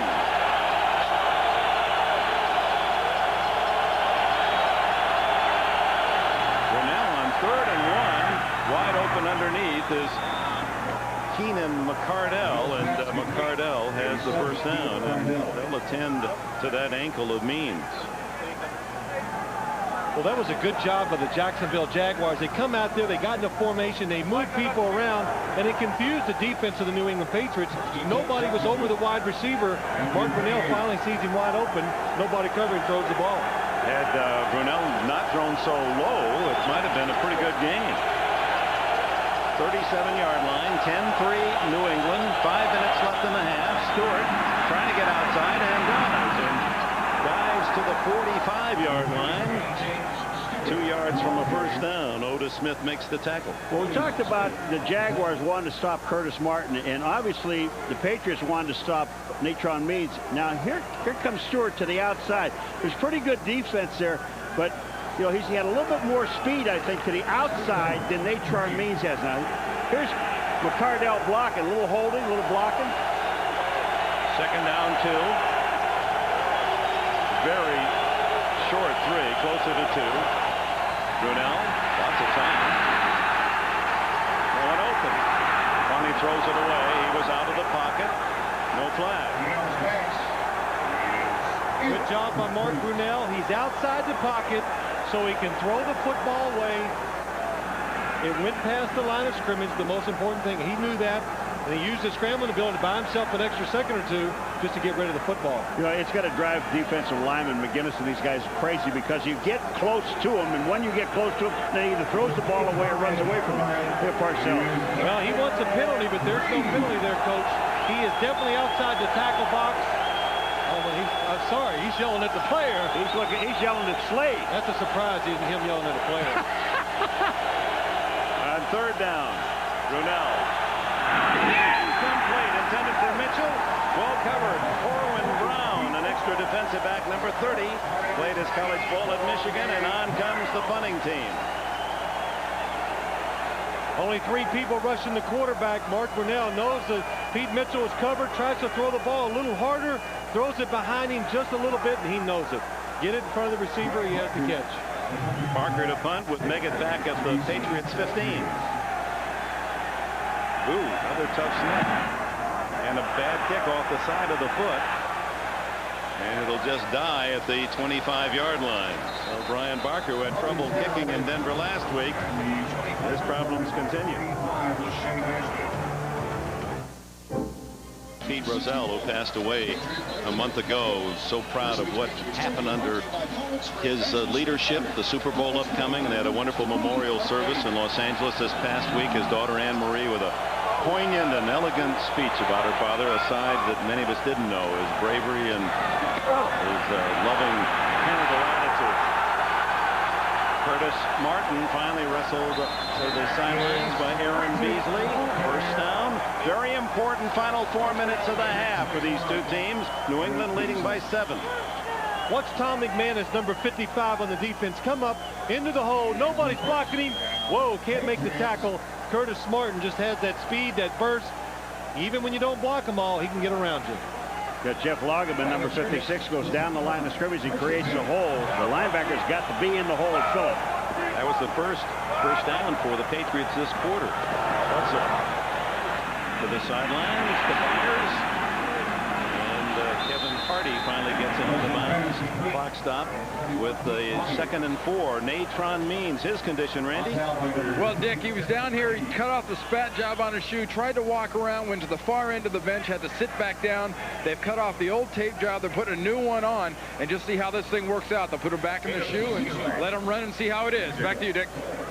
All right, as they work feverishly on the big running back for the Jaguars. Meanwhile, clock shows 3:12, 3:11 left in the half. New England at their own 45-yard line, 2nd and 4.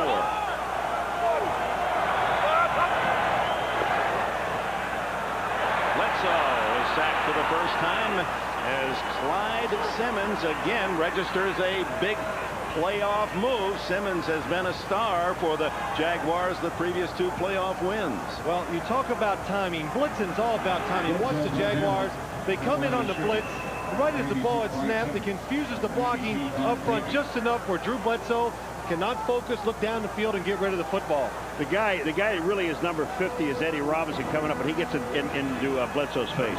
You look at Sims in the playoffs, 9 tackles, 3 sacks, an interception for a touchdown that really turned Jacksonville back into the game at Buffalo, and a blocked extra point last week. Bledsoe goes long, incomplete. That's Terry Glenn with a diving chance, and that was a time where the ball appeared to be thrown 10 yards too far. The wind got it, and Glenn almost with an acrobatic catch. Boy, this Terry Glenn is so exciting, and Bill Parcells says he reminds me a lot of Paul Warfield, and he just outruns the defensive back Aaron Beasley, and Drew Bledsoe really does a good job of laying it out there as far as he can throw it. Almost a big play. Tupa spirals it to Hudson, who's had his troubles today. Looks for a block, gets one. They want a penalty, but a legitimate block, and Hudson down at the 22-yard line. 44 yards on the punt by Tupa. Mario Greer made the tackle. Mark Brunell, and the Jaguars come on with 2:18 left in the half. I'll tell you, these guys are going after the punters. We saw Barker get nailed. Watch Tupa. You're going down. You got to pay attention, son. Jerk. It could be a little payback, too. I think so, yeah. Look at Tupa say, what are you doing to me? Hey, you did it to my... Look, he's laughing. He's all right. All right. Hey, you owe me. I owe you. I owe you one. Djokovic, who has a great sense of humor. You know, he had a little verbal punctuation to go along with the block. Are you saying he likes to talk? Is that what you're saying? A little bit. Yakking with Yurko. 10-7 New England. Give it to James Stewart. Find some running room. And Stewart breaking through tackles. And it was the last wave of blue before they finally drag him down. Willie Clay and Lawyer Malloy, the 2 safeties, making the tackle. As they'll not get off another play at the 2-minute warning. Stewart's 15-yard run moves Jacksonville to the 37. The Jags trail by 7. Hour back, Natron Means certainly checked by the New England defense. Meanwhile, James Stewart has come in and run for 7 and then for 16 yards. Now a first down. All 3 timeouts left for the Jaguars. They trail 10-3.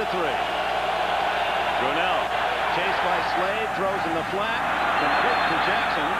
Willie Jackson, no, they trapped it. He trapped it. Ty Law on the coverage, and with that wind to the sidelines, Brunell's throw into that side wind sinking. Yeah, he's been a little careful when he's throwing the ball outside, not letting it get away from him, but this is about the 3rd or 4th ball that he's thrown that's been low, got down the receivers. A couple of good catches this time, not able to get it. Good one-hopper by Willie Jackson. Brunell only 1 completion in his last 6 attempts. Goes to the shotgun. Pressure on. Brunell throws down the middle. Oh, what a hit and a fumble by McCardell. No, they're going to call it an incomplete pass. No pass, as McCardell did not get both feet down. Was he rocked Ty Law, one of those to hit him, and you can almost bet that Lawyer Malloy was in the area. He is a vicious tackler. A blitz by New England, picked up very well. Mark Brunell throws it down the field, and Dick, I think you're right. He's up in the air. Oh, it's Jerome Henderson who comes over, 26. The referees are saying he did not have control of the ball when he came down.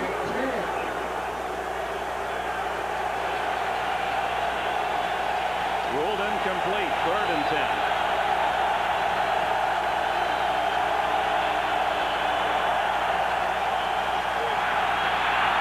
Brunell tipped in the air and complete. He had a man open, but one of the front men for the Patriots up there to tip it. It was intended for Pete Mitchell. So Brewski got a little slap on the top of the head. It may have been him. There's Brewski, number 54. Look at Brewski. He's mirroring the quarterback. He's not rushing. He's just watching him the whole way. That's his job today. He's on the line of scrimmage, stops. If Mark Brunell breaks forward or out of the pocket, then chasing. Well, that's a great piece of coverage there.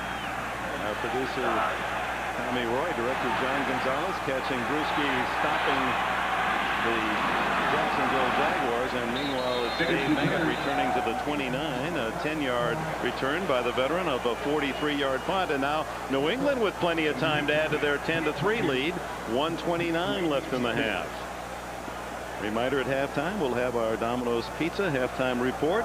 All our friends are with us. Greg Gumbel with coaches Ditka and Gibbs and Chris Collinsworth and Ahmad. First half analysis and the highlights of the Green Bay win that stopped the Carolina Express. There they are, all set to go. You know, I'd be a little concerned if I were the Patriots, because their offense really, they have not done a thing in this ball game. Meggett is the running back. Bledsoe. This is incomplete. Sean Jefferson or Terry Glenn. It's Jefferson. Still on his feet and finally tackled at the 46-yard line. Simmons trailing back to help out on the stop. An 18-yard play, and did Bledsoe throw that one? See, I don't understand. With 3 timeouts, why don't you just go ahead and take one? A long play like this eats up the clock. Because you want the defense to stay the same, Paul. You don't want it to change. Bledsoe throws in the air. It's deflected and picked off by a lineman.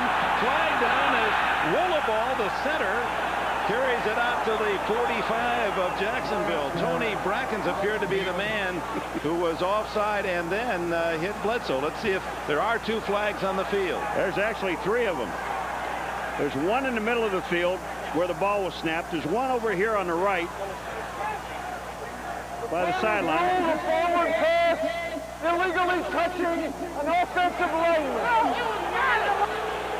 See, they have, the question is now, when Bledsoe throws the ball, is this thing deflected by a lineman? Well, I'm questioning whether it's not a fumble. Bledsoe gets out of the pocket and it's a fumble. Sure, that ball never gets back and comes forward with his throwing motion. So if that's the case, then Wollaball did the right thing. This ball should stay.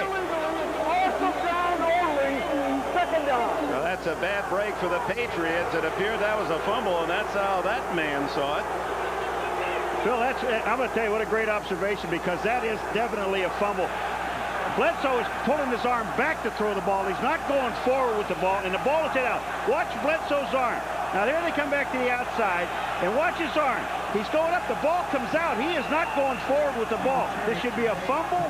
Wollaball gets the ball in the air, and it should be first down.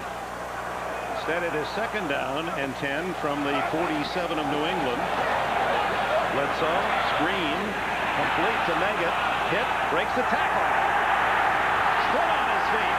And he saves a timeout by getting out of bounds at the 44-yard line of Jacksonville.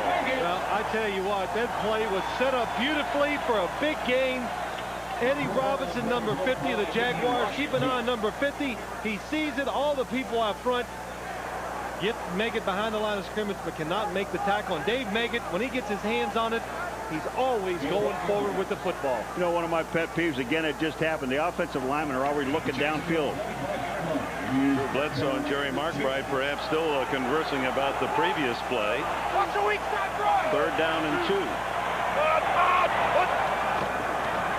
Meggett dives to the 45. No gain. 4th down. Don Davey, Travis Davis make the tackle, and Bill Parcells spends his first timeout. 29 seconds showing. And we'll see the Patriots strategy when we return. New England with a touchdown lead. This is the Pentium processor inside the PC that runs the CD. So maybe 7 or 8 seconds are left, and then take a shot throwing the ball in the end zone or try to get a pass interference to get a score. And on the other side, I expected Jacksonville to call the timeout so the Patriots couldn't do that. They are going to go for it on 4th down. Now, are they going to do a long count and try to draw them offside? Well, I think it's a pretty big gamble, Paul. I would guess long snap count here. You don't want to give the ball back to Jacksonville at midfield. We'll see. Oh, they are going to go for it. It's Bledsoe.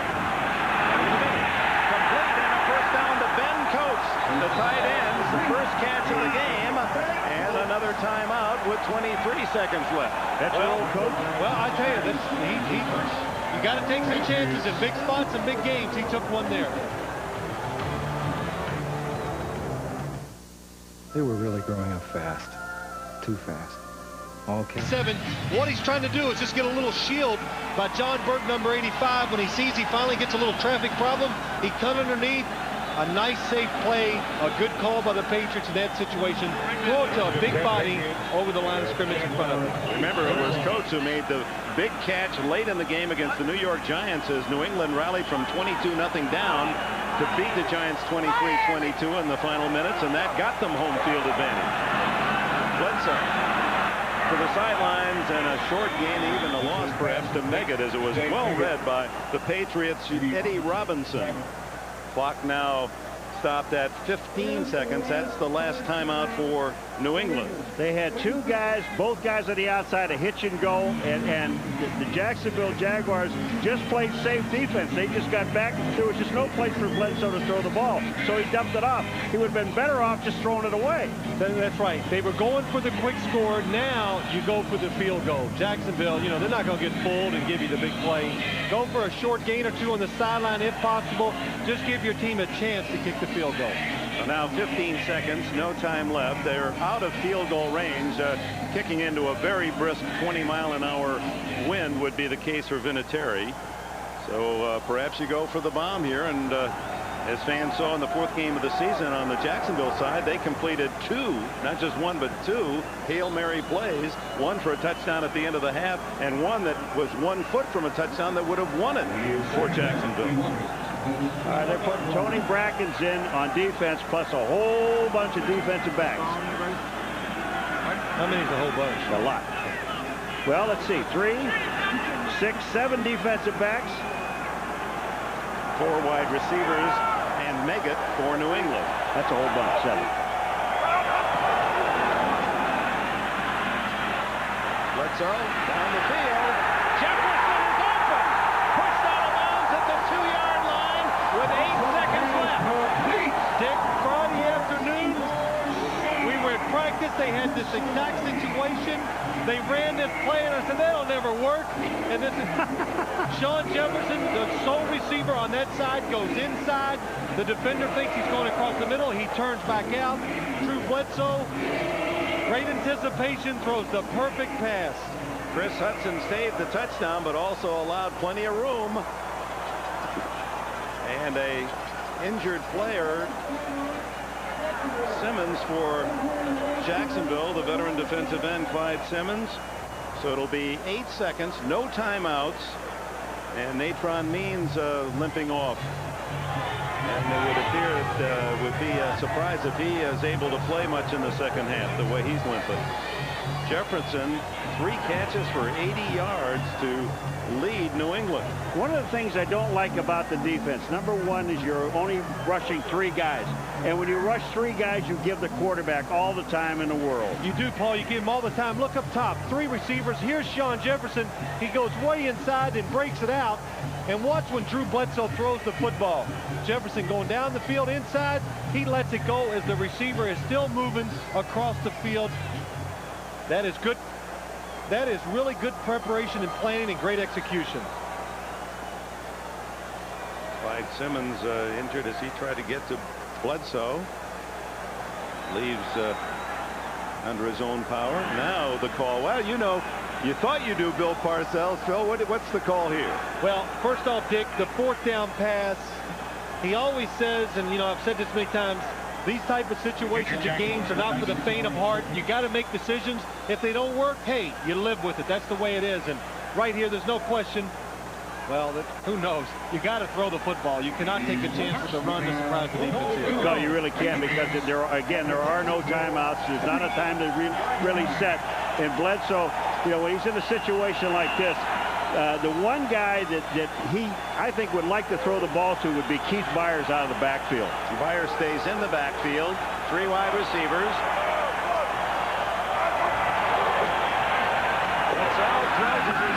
To throw it away and save the sack. And with a sack, of course, that would have ended the half. So it was a very quick move by Bledsoe, and now the field goal unit comes on. Jeff Lageman, number 56. He's had a great year, not numbers-wise, but playing-wise. Uses his speed, jumps inside. The offensive lineman cannot get him blocked, and might have saved a touchdown because the receiver was open in the end zone. Vinatieri with what amounts to an extra point from the 10-yard line, a 20-yard field goal attempt for this rookie who's had a solid year.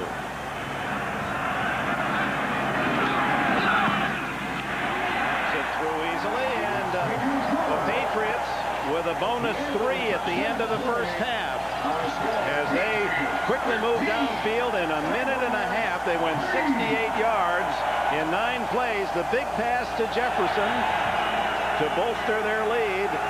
Bill Parcells' team leaves the field ahead by 10. We'll send you to Greg Gumbel in the NFL on NBC halftime show after a message from the NFL and a word from your local station. NBA is back. First, the Magic battle the Heat. Then the superheroes take the court as Houston's terrific trio, Sir Charles, the Dream, and the Glide, host Chicago's Superman, Batman, and Rodman. 4. And next Saturday and Sunday, join legendary Bob Hope as he hosts Fred Couples, Corey Pavin, John Daly, and more at the Bob Hope Chrysler Classic, all next weekend on NBC. This is the Domino's Pizza NFL on NBC Halftime Report, brought to you by Domino's Pizza. For hot and wow, call Domino's. Now. Hi, everyone. Greg Gumbel along with Joe Gibbs, Mike Ditka, and Chris Collinsworth. The New England Patriots leading the Jacksonville Jaguars at halftime of this AFC Championship game. 13-3 is the score. We will talk about this game in our next segment. First, the NFC Championship, as the Green Bay Packers beat the Carolina Panthers 30-13 earlier today at Lambeau Field to earn a berth in Super Bowl 31. Frigid conditions at Lambeau, you betcha. Perfect weather for the Packers, though. Panthers struck first. Brett Favre for Keith Jackson, but picked off by Sam Mills, who returns to the Packer 2. 2 plays later, Kerry Collins found Howard Griffith for a 2-yard touchdown and a 7-0 Carolina lead. First play of the second quarter, Favre on top for Dorsey Levens. This is just a terrific catch in the end zone, 29-yard touchdown. Dorsey Levens, a big day, 216 total yards, game tied at 7. 10-7 Panthers in the second. Just before halftime, Favre to Antonio Freeman for a 6-yard touchdown. The Pack added a field goal and led 17-10 at the break. Second half, Edgar Bennett from 4 yards out puts the finishing touches on. The Packers win it 30-13. Mike Holmgren gets the ice shower. Reggie White, finally a trip to the Super Bowl after 12 years. I was asked if I think this team had a chance to win the Super Bowl, and I said I did. And one of the reasons I thought we had a chance was because I thought we had a quarterback that could lead us, and I thought we had a coach that could build this team. And you know, pretty much everything that I said has come to pass. We've accomplished a lot this year. This was a great win for us today, but we'll have one more. Yes, we do.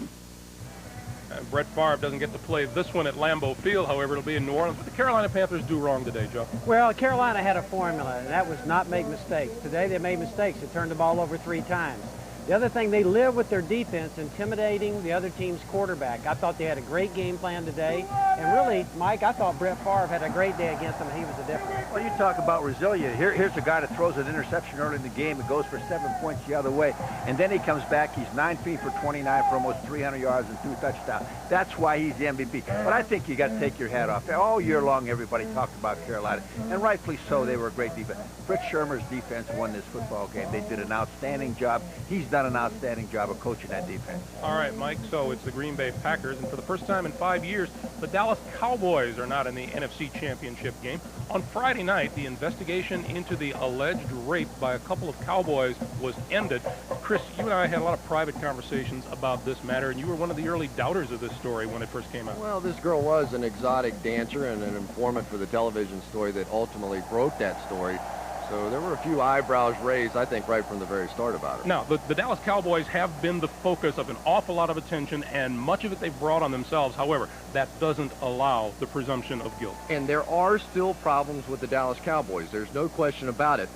But Michael Irvin and Eric Williams deserve the same kind of treatment on national television once this story went away that it got when this whole thing started to break. No question about it. Time out here. When we return, we'll talk to our coaches about second-half adjustments. The Patriots lead the Jaguars 13-3.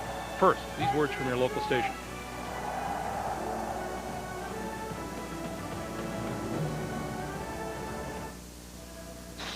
Big.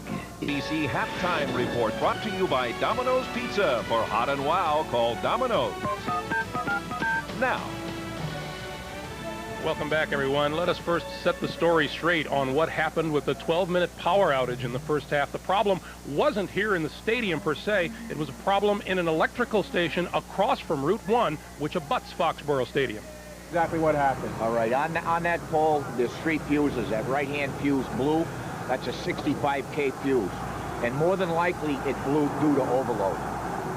And now, there won't be any problems at all. We have the word. So, at halftime, it is 13-3. The Patriots lead the Jaguars. We go to our coaches for adjustments for the second half. Joe, let's start with the Patriots. Well, I think the Pats need to keep playing aggressive against Brunell. And when I say blitz, I just mean keep bringing people after him. The 3 times they hurt him, they played soft. Keep coming, particularly from his backside. That's his right side. They didn't see the blitz a couple of times. Run the ball. I get the feeling Curtis Martin can make yards. He's averaging almost 4 yards a rush. I'd give that guy a steady dose in the second half. And the third thing I'd caution Drew Bledsoe at halftime, look, do not get that ball up deep into the wind. You got one up there, you can get that thing picked off. Okay, Mike, how about Jacksonville? Well, you know, they were down by 12 points last week and they came back. But what they got to do in this game, I think they've been rolling Brunel to his left. He's got to go to his right thumb and break that key for the Patriots have on him. And I think he can get outside. I think they got to just play good on special teams, not be more cautious, just don't make mistakes. And the other thing they got to do right now is run Stewart behind Baselli. He's run twice on first down behind Baselli. He's got 23 yards. You got to do that. You can't put all the pressure on Brunel to win this football game. Okay, Dr. Doom, what kind of adjustment are you going to make for the second half? I'm just impressed with New England's defense. Really, since Terrell Davis and the Denver Broncos came in here and ran over this defense about 6 or 7 weeks ago, they've been outstanding. Now you look at what they've done here. 6 points allowed in 6 quarters of football in the playoffs, about as good as you can do. A very defensive-oriented staff with Al Groh and Bill Belichick and Bill Parcells, and it's finally paying off. All right, Chris. Video alert tonight on NBC after Dateline. Mike Ditka will make his second guest appearance of the season on Third Rock from the Sun. We are breathing. We are breathing. All right.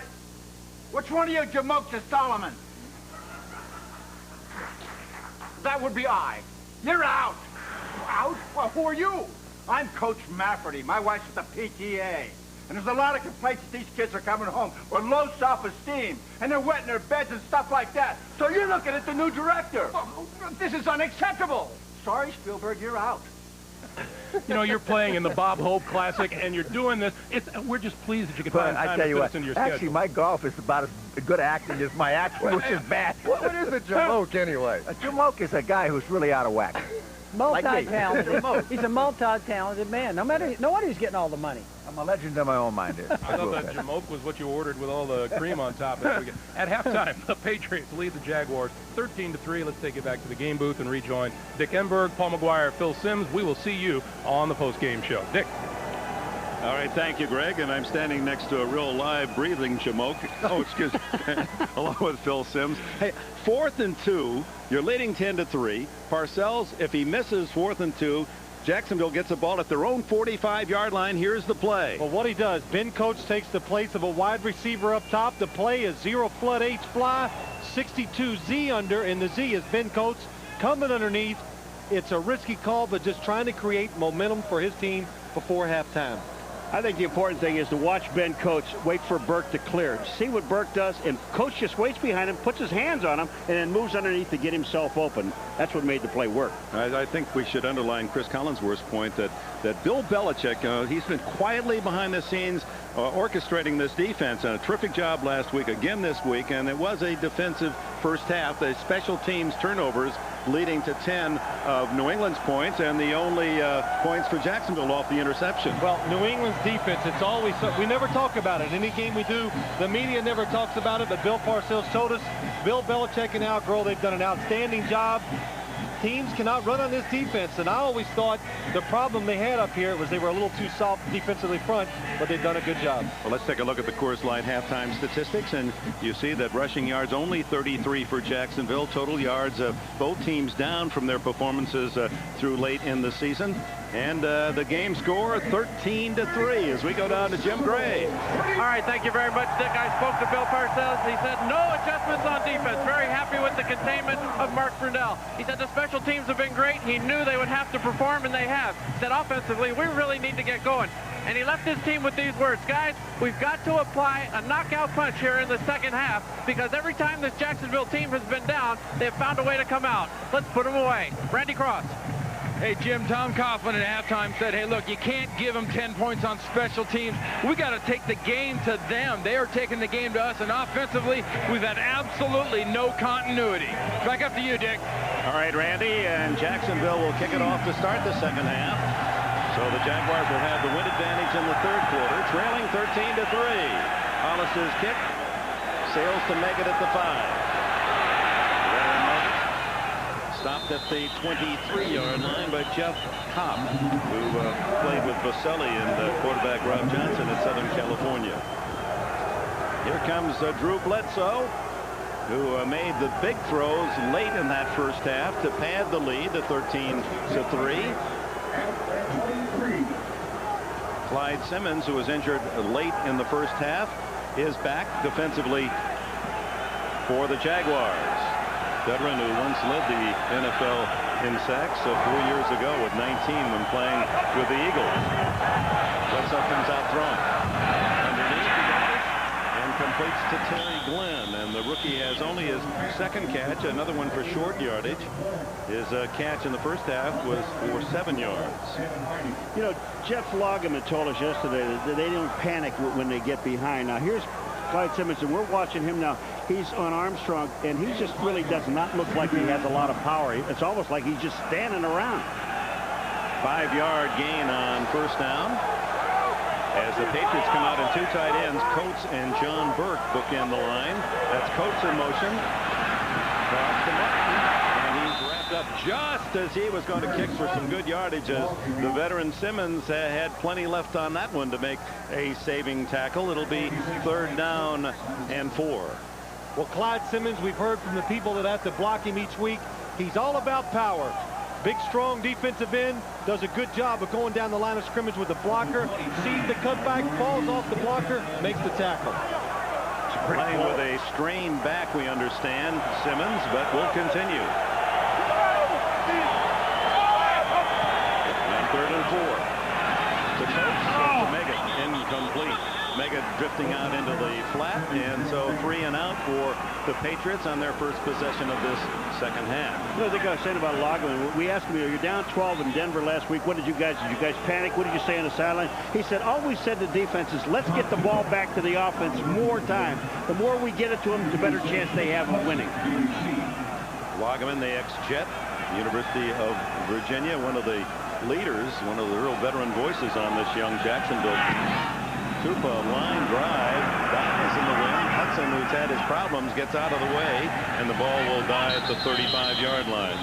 Ray Lucas there to cover a 36-yard punt, and we have a timeout.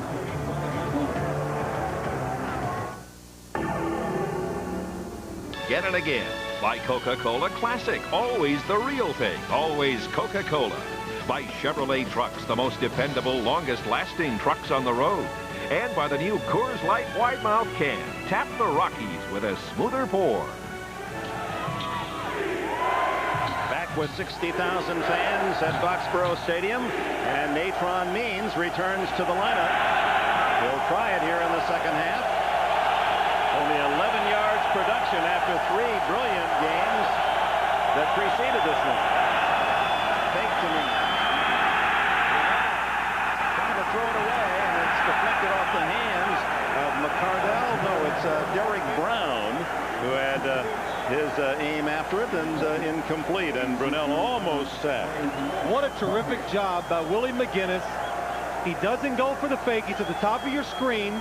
He keeps, watch this, he stays outside of Mark Brunell because Derek Brown is wide open.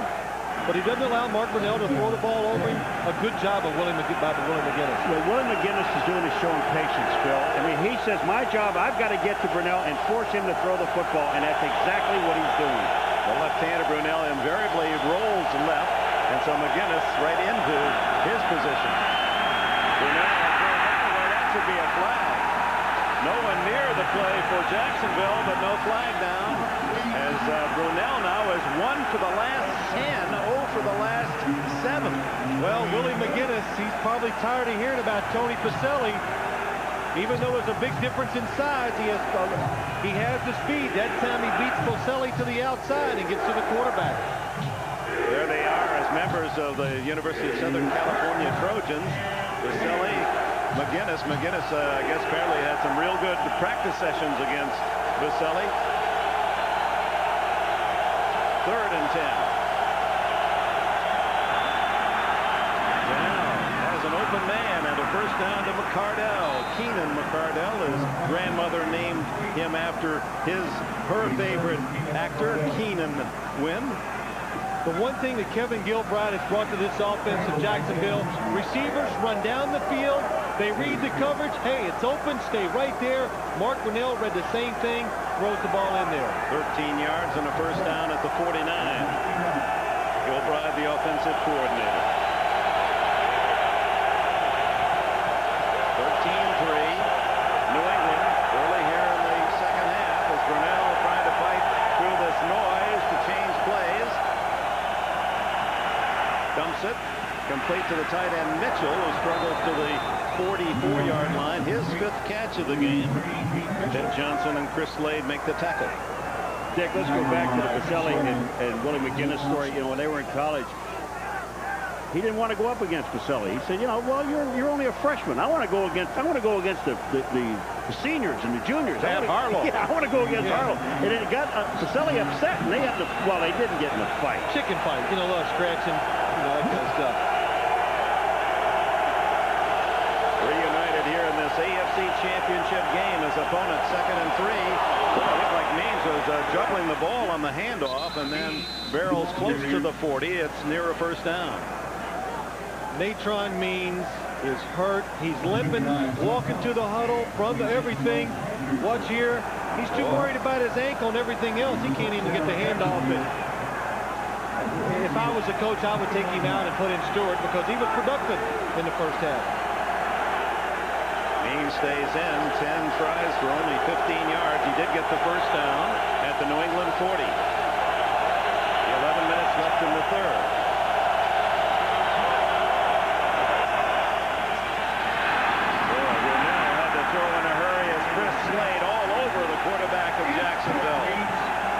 I'm telling you, that's about as close to throwing a ball away as I've seen, Phil. Well, also, watch Chris Slade again from the outside. Do not let the left-handed quarterback come this way. And it's Jacksonville. It's time to give that play up. Your quarterback's going to get hurt because every time they have run it so far today, they've hit Mark Brunell, and it's been incomplete. I think Mike Dick is right. Maybe he better start rolling a little bit to his right instead of his left. Slade really had a big second half of the season. Quiet the first half. New England, who started 0-2. Means his first full head of steam to the 31, a gain of 9. First time he's really been able to get to full speed, such as it is with a bad ankle. Well, you just looked at him when he goes up in the middle, too, Phil, is that he didn't have to cut or anything. It was just a direct, straight run. Here's the handoff, and here comes Means. Inside trap, they spread the defense. Only Natron Means in the backfield. A good job by Waddell. Rich Tilsky cross blocking, creating a hole for Natron Means. Means out, James Stewart in on 3rd and 1.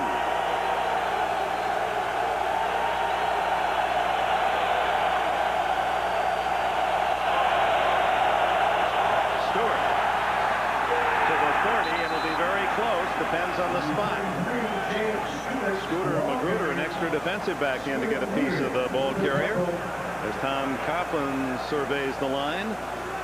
Well, it looks short. It's got to get on the line, and I really don't think there's much of a decision. I think you're in 4-down territory. Your defense is playing extremely well. Go ahead. You need 7. You don't need 3. Look at Coughlin, who was an assistant coach with the Giants under Parcells for 3 years. He grew up in New York between Rochester and Syracuse. Was a big Syracuse fan. Jim Brown was his hero as a kid. He played at Syracuse with Ben Schwartzholder.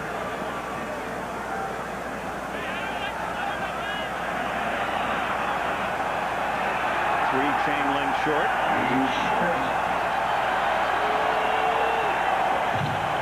They're going to go for it. They bring in some extra blockers. You bet. I mean, this shows confidence in your offensive team, and you got to let these guys go ahead and play this game. First of all, it would be about a 47-yard field goal. I like the call.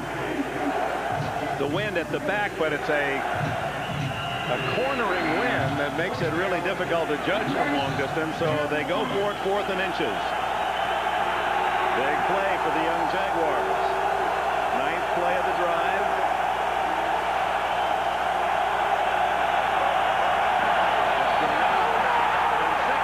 It appeared he was able to lurch forward. Well, let's see. The spot isn't that good.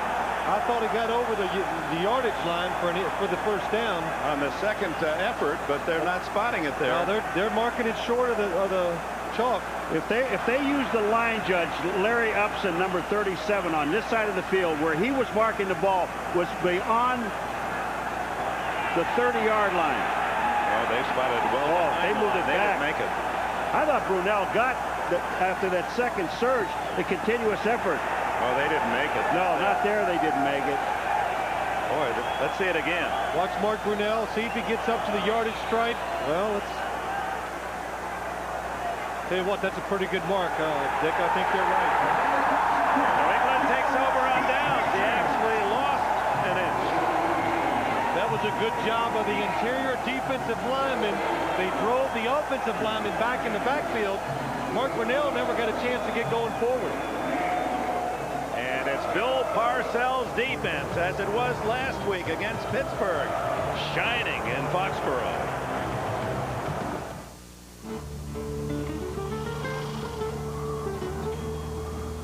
It's the only one out there. And here it comes.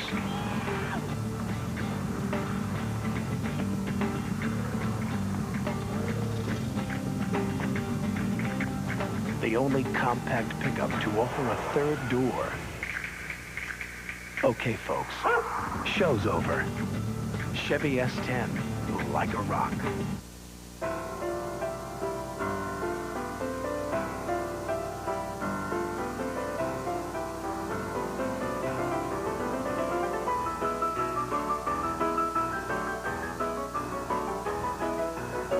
Just a reminder, next time you need a little help getting airborne, the 50,000 employee owners of United Airlines would be more than happy to help. Come fly our friendly skies. The Coca-Cola Red Crew is looking for you. If they catch you in store, at your home, or where you play, you win. Up to 200,000 winners, some of whom will do a little time at Club Med. Get caught red-handed from Coca-Cola Classic. Peekaboo, we're out to catch you. Take a look at the center and watch Pio Sangapulatelli, number 75. They hit Waddell and they knock him, number 79, right back into the quarterback. And that's why that play didn't work.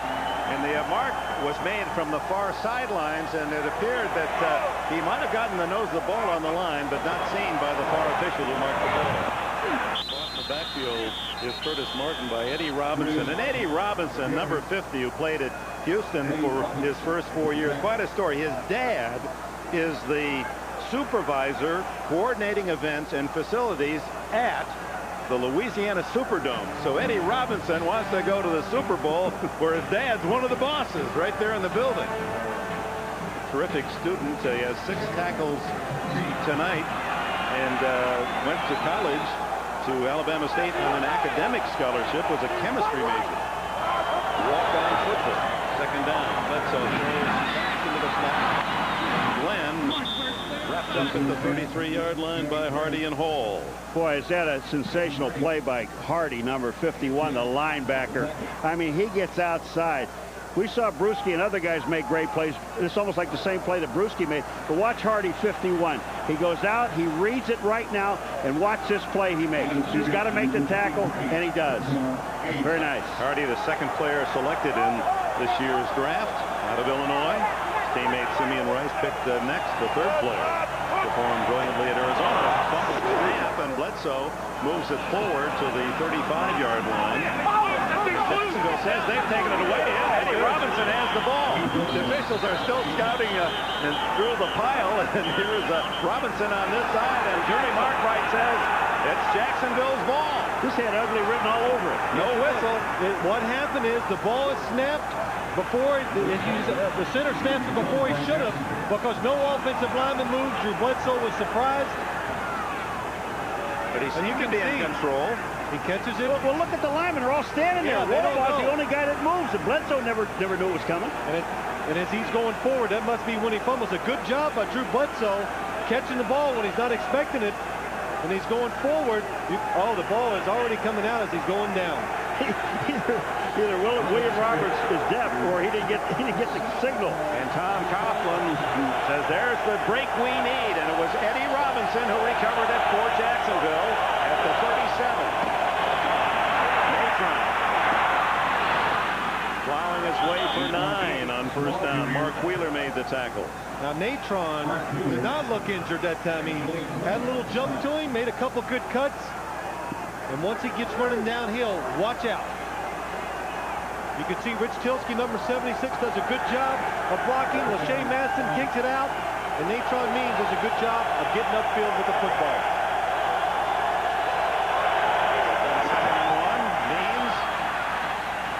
First down at the 24-yard line with 7:38 left in the third quarter.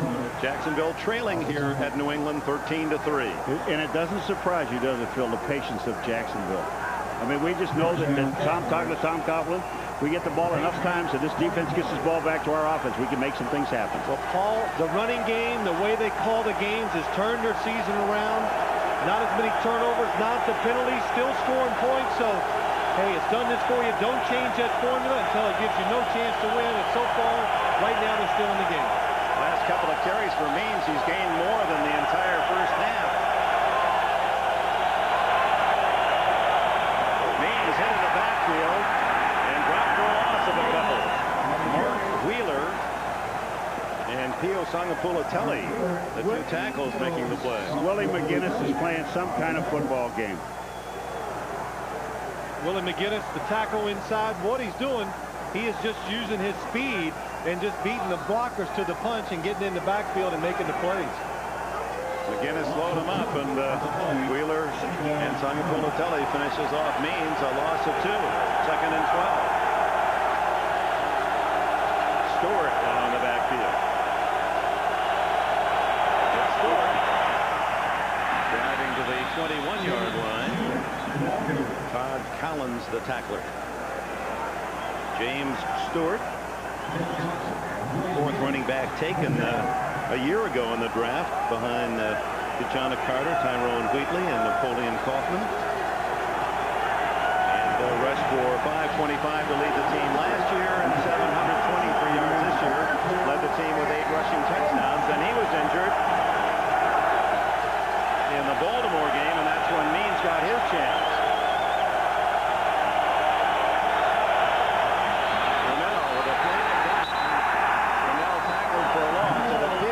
One of the Patriots might have leaned offside where they pulled off. Very late flag. Ball start, number 83, offense. 5-yard penalty, third down. Pete Mitchell, the tight end, and as it turns out, that becomes a good penalty for Jacksonville because they were tackled for a loss on third down. Pete Mitchell in a hurry to get down the field, to catch that pass, and get a first down. But, you know, Dick is absolutely right. That was a good penalty because that play was going absolutely nowhere. They lose the 5 yards on the penalty, but they get the third down back. Lightly called game. Penalty's not a factor. Brunel from the shotgun. Scramble. Looks for a block. Leaps. What an effort and a first down inside the 15. That's the Mark Brunel, and has just excited that entire first coast in northern Florida. What a play. Scooter Magruder said, where did he go? Watch Brunel. Yeah, it really puts you in a tough position if you're a defensive back. You don't know when he's going to finally pull the ball down and run it. Wow. That is really some athletic play and a decision. Hey, he wants that first down. That's the only way he can get it, so he goes over top. First down at the 14. Means back in the lineup with Mitchell in motion. Not much. Close to the 11, maybe the 10-yard line before 3 or 4 Patriots can drag him down, led by Todd Collins. You know, that's got to be a really, an embarrassing thing. Look at Brunel here. This guy can run. He's the best runner in pro football, and that last run was just proof of it. Just underline that, Paul. He led all quarterbacks in rushing again this year as he did last, nearly 400 yards, and led the NFL in passing yardage as well. Second down, 7. Can't get loose. Number 75, Keo Songapulatelli, who was born in America, Samoa. Family of 12, a 297-pounder from San Diego State.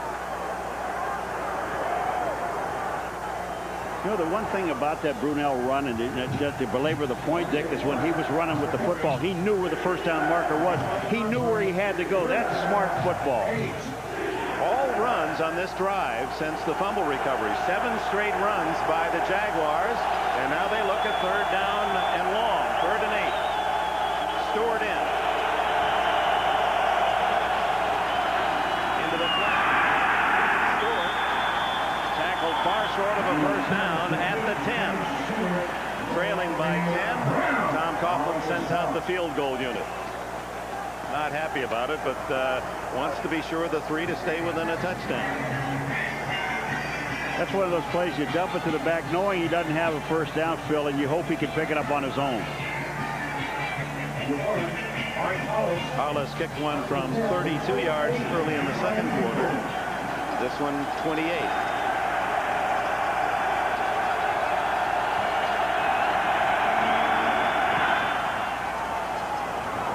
And it's a 13-6 game. So all the points have been scored off miscues, misplays, except for the field goal at the end of the half by New England. Wins by 3 points or less. 4 times they've come back in the fourth quarter. 1-1 in overtime. And in winning 8 of their last 9, 6 of the wins were by 3 points. They trail by 7 as Hollis tees it up with 2:37 left in the third. Again, it's short. Make it at the 13. To the 31-yard line. So New England will have the ball at the 31 with a 7-point lead late in the third. Oh my. This is Pizza Hut employee memo number 4. Consider this a pep talk. In fact, consider this a pepperoni talk. Same thing, because this is the pepperoni all of America's talking about. And why not? It's meatier, crispier. We never had a pepperoni like this before. No one has. We've, well, reinvented the thing. So while the mention of pepperoni isn't normally the kind of thing that's going to stop traffic, this one is guaranteed to start it. Better keep that door oiled, making it great, again and again. If this thing blows, Lost will get here within a minute. I hope you're wrong about our volcano, Harry. On February 7th, get ready for the ultimate blast. Dante's Peak. This film is not yet rated. Starts Friday, February 7th.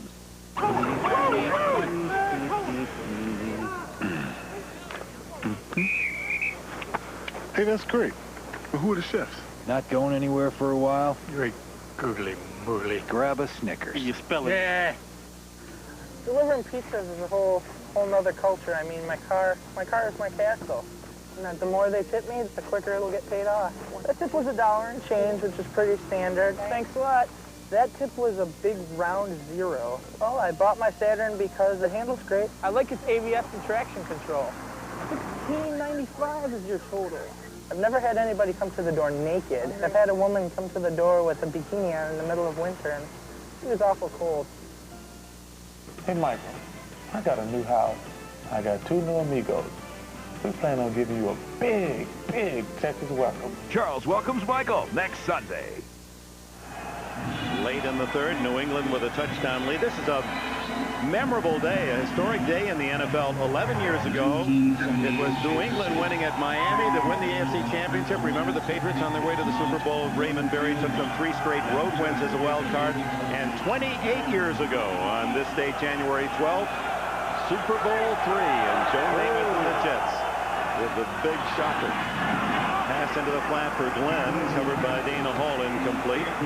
When you think about this game, if you take away that early punting mistake by Jacksonville, where they gave the ball to New England at their own 4-yard line for an easy touchdown, we've had 2 field goals aside since. Well, a game where everybody, I think the perception was it's going to be offense, offense. And maybe early in the year it was, but what has happened late in the year, both of these teams, their defenses have become very sound, and we're seeing that today. Blitz on Bledsoe. They pick it up well, and Bledsoe finds an open man.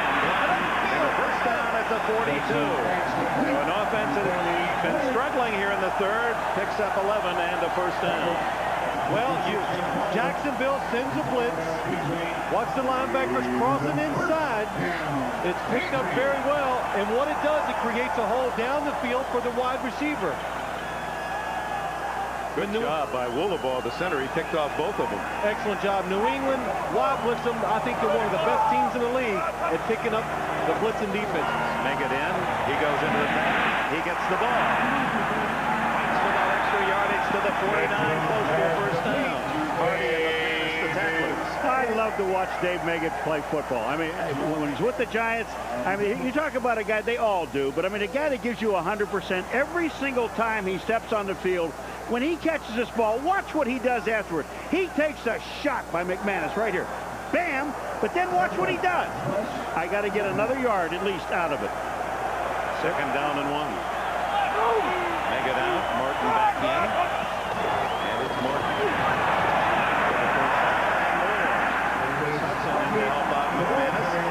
First down at the 43. Back to Dave Meggett, Phil. You played with him. Was he always that upbeat? He's got that big smile, the effervescent personality. Dick, I swear I've never seen it any other way. And Paul, you talk about him. It's not only that he's so good physically, mentally, and I mean, he's maybe the sharpest player I've ever played with. He knows what's going on with everybody, and I've said this story a couple times. He actually called audibles for me every once in a while when he's in the backfield.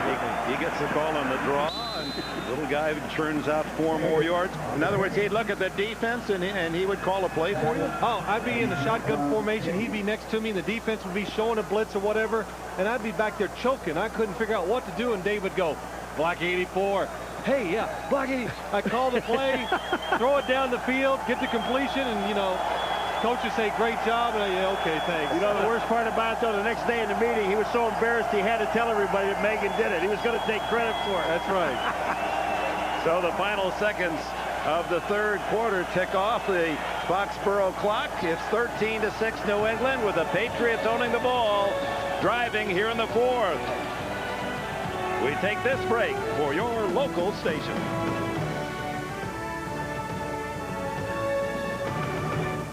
Is prohibited. Well, the journey is to New Orleans, as Paul Frey's trying to keep a leg warm. As we again reiterate that 4 men 4 years ago began a journey, and now we're in the fourth quarter for the Super Bowl, and the Patriots lead 13-6.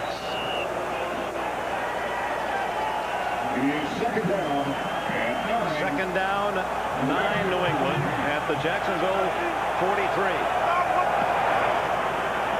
Bledsoe in the middle, deflected in the air, incomplete, and that went up for grabs for a moment. Coates, the intended receiver, Clyde Simmons, applied pressure on Bledsoe.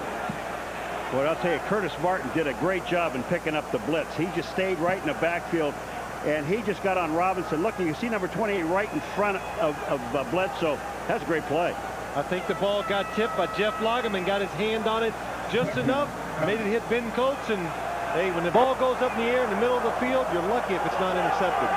Bledsoe 14 for 24 in the game, but only 144 yards. 1 interception, 1 fumble. He's under pressure. Hit as he throws. Incomplete. Intended for Terry Glenn. Good coverage by Jacksonville. Oh, Tony Brackens is coming from the outside, Phil. Tony Brackens, just take a look at him. He's just making a run around. He's the guy that really gets close to Bledsoe, and then he gets nailed inside. But, you know, Brackett's the guy that forced Bledsoe to step up inside. And then Simmons put pressure on him. So Tupa to punt. You see that very quick getting the ball off.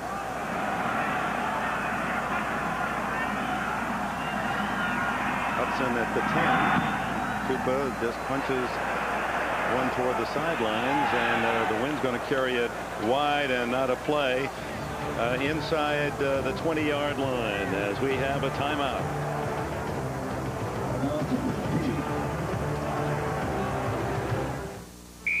NBA next Sunday at noon, a big NBA on NBC doubleheader. First game Alonzo Mourning and Miami against Orlando's Magic, and then game 2, Jordan, Pippen, Rodman, the Bulls against Sir Charles, Clyde the Glide, Hakeem, and the Rockets. A doubleheader starting at 12 noon Eastern. Is Rodman going to play in the wedding dress? I can't wait to see him do that. I just think he's going to do it one of these days. Clock, it starts, and then at 5 after the doubleheader, the final round of the Bob Hope Chrysler Classic, a big Sunday next week for you here on NBC Sports. From the 14, Jacksonville, 86 long yards away from a tying touchdown.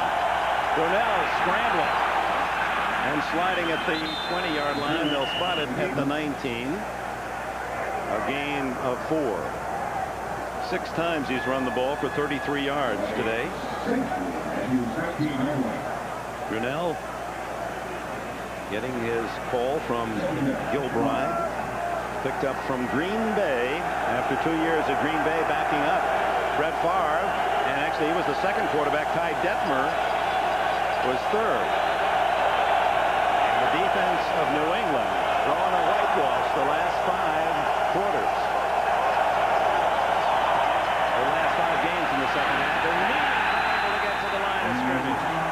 Todd Collins playing a big game today. Boy, Todd Collins just reads the play. You talk about the linebacker coming down the line of scrimmage and just following the ball carrier. The key to this whole thing is watch 59, and he keeps the ball carrier in front of him. Don't let the ball carrier cut back. See how he's in front? And then he steps up and hits Neutron Means. What a beautiful play. 6th tackle for Collins in the game. Played at Carson Newman after starting at Georgia. Played at Tennessee. And Carson Newman finally, where he graduated. 3rd down for Brunell. He goes long down the field. And it's caught by Jimmy Smith. No, he dropped it when he hit the ground. Could not hang on. Very tough chance with that wind as Smith got his hands on it, couldn't pull it in. I think that's what happened, but the last 10 or 15 yards, sitting up above the field, you could see the ball start to flutter just a little, because you can see Jimmy Smith, he's ahead of Otis Smith. He's got him beat. Not able to hold on to it once he hit the ground. Smith getting his chance as a full-time starter when Andre Rison was released in midseason, and Rison now playing for Green Bay will go to a Super Bowl. His lifetime dream, and in many ways helped this Jacksonville team. Was critical to their rallying from 3-7 at their bye. Rison was critical of the communications process. They wanted to get Smith in anyway more, so they let Rison go. And in a way, his going public forced coaches and players to get together. And from that point on, they lost only 2 games and made the playoffs. High into the wind. That one won't go very far. Meggett fair catch at the 44-yard line. 38-yard punt, no return. 13 minutes and change remaining in the 4th quarter. This is Dick. Dick is a creative... Makers of the Jeep brand Cherokee, Cherokee, and Wrangler. by Staples, the office superstore, by Nike, and by Miller Lite, who invites you to sit back and enjoy a Miller time.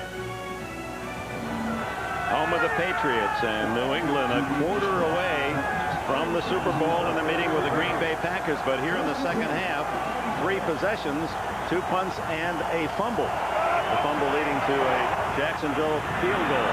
Bledsoe throws to the flat, and a diving catch made by Terry Glenn.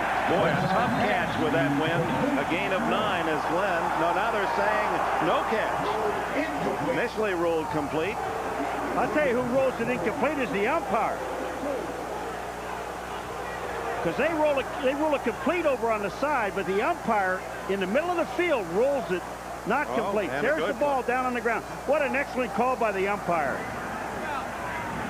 The eyes of 6 officials paying off on that call. 2nd and 10.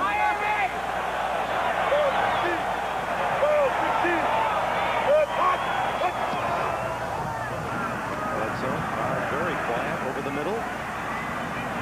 And a short gain for Curtis Martin. Eddie Robinson makes another defensive play for Jacksonville. A gain of only a yard, maybe 2. Ray Perkins, the offensive coordinator. Well, Ray Perkins up there trying to get this offense in sync. And I'll tell you what, they've tried everything today. They've thrown screens, they got draws, different running plays. They've done it all. Nothing is really working. So you're the offensive coordinator. You just keep trying until you finally get something that this team can respond to and get back in rhythm. Bledsoe on 3rd down. Hit as he throws and caught a big 3rd down throw. They've made only 1 of 9 3rd down conversions until that throw to Sean Jefferson, who's over 100 yards on the day. Took that 91 yards now for Jefferson. Well, Sean Jefferson really does a good job. Gets inside, holds his ground, and then goes down and protects the football. Really a good job by the receiver. Mickey Washington saying that he pushed off of him, but look at Bledsoe finally get a chance to step up and throw. Well, that's the key, Paul. He stepped up. He created a little opportunity. Gave himself about a half a second more to deliver the football. Martin behind Bledsoe. Fake to him. Bledsoe throws out to Byers, and Byers unable to turn upfield as Kevin Hardy zeroed in on the tackle. Say one thing about these linebackers in Jacksonville. When these guys hit you, you go down. I mean, there's no bouncing off. We saw Robinson on one side. He hit Megan. He goes down. Then Hardy back on this side. Keith Byers comes out. Watch the hit. Watch where Byers ends up. He's hitting at the 39 or 41, and he knocks him back to the 44. That's like hitting a guard right there, too. Keith Byers is a big running back. Hardy is 246 pounds. All-America at Illinois. 2nd and 6. On the roll, Bledsoe. Some running room. And a 1st down for Curtis Martin. Finally brought down by Yurkovich and Robinson. 11 more. And they're close to field goal range with a 7-point lead and less than 11 minutes remaining in the 4th quarter. Well, it's a good job by the Patriots. It's a play-action fake one way. Bledsoe moves to the right. Then he looks back to the left. The defense is all come to the right, expecting the pass to go that way. That's the reason why Curtis Martin is so wide open. Scott Zolak, the backup quarterback, encouraging Bledsoe. Batted in the air, still completed to Glenn. Short yardage, a gain of 4 to the 25-yard line. As Jeff Loggeman got a mitt on the Bledsoe pass and knocked it in the air. That's the 3rd pass has been knocked up in the air. One was intercepted. Another one fell in the middle of the field, and that one the Patriots caught. It's just a good job by Jeff Loggeman. He's blocked. He has nowhere to go. Hey, you see the quarterback getting ready to throw, stop and, try to jump up and knock it down. Could have been a huge play for Jacksonville going the other way.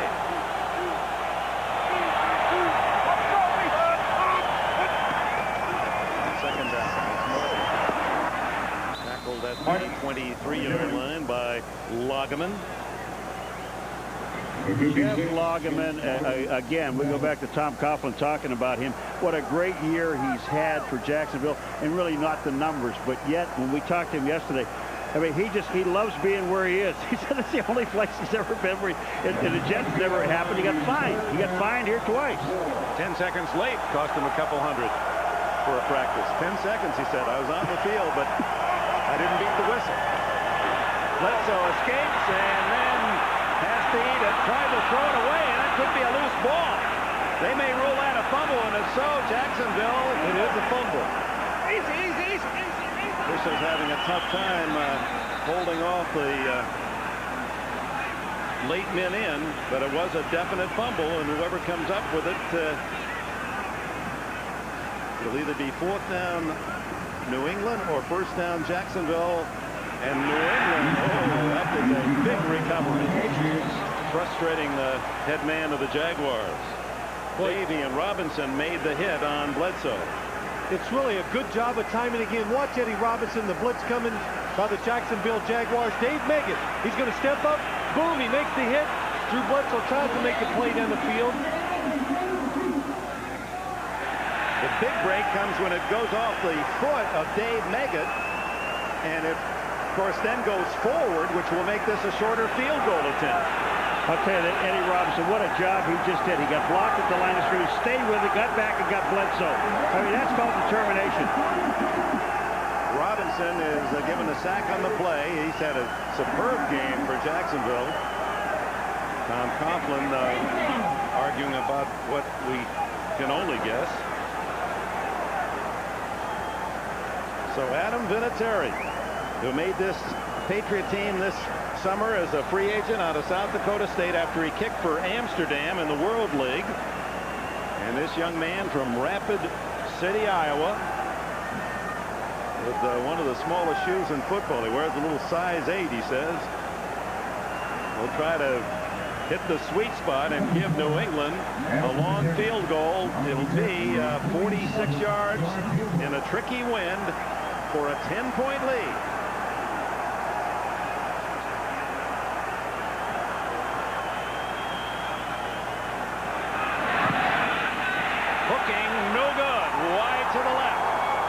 The angle that the wind is blowing, and it carried it wide. And Dick, it was into the wind, so he tried to give it that little bit extra, and that's what makes it go left. Oh, the Jaguars, the Cinderellas of the American Football Conference, still within a touchdown. 8:42 remaining in Foxborough.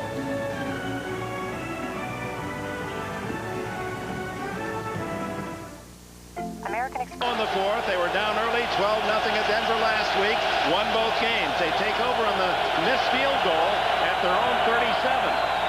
Brunell fires complete, and still on his feet is Keenan McCardell, finally brought down by Willie Clay, of 1st down. You know, the one thing, Phil, it just seems like the receivers haven't had problems catching this ball, even though it's cold. Well, the fact that they got these sticky gloves on really help a lot, Paul, but it is a good catch. When they've had chances to get their hands on it, they're holding on to it. McCardell going to the Pro Bowl, the only representative from Jacksonville after his 85-catch season. James Stewart to the New England 46-yard line, maybe a yard on the play. Todd Collins, another tackle. 26-year-old Mark Brunell against 24-year-old Drew Bledsoe. And Bledsoe with the better numbers, although he did throw the one interception on the deflection. 2nd down, a long 8.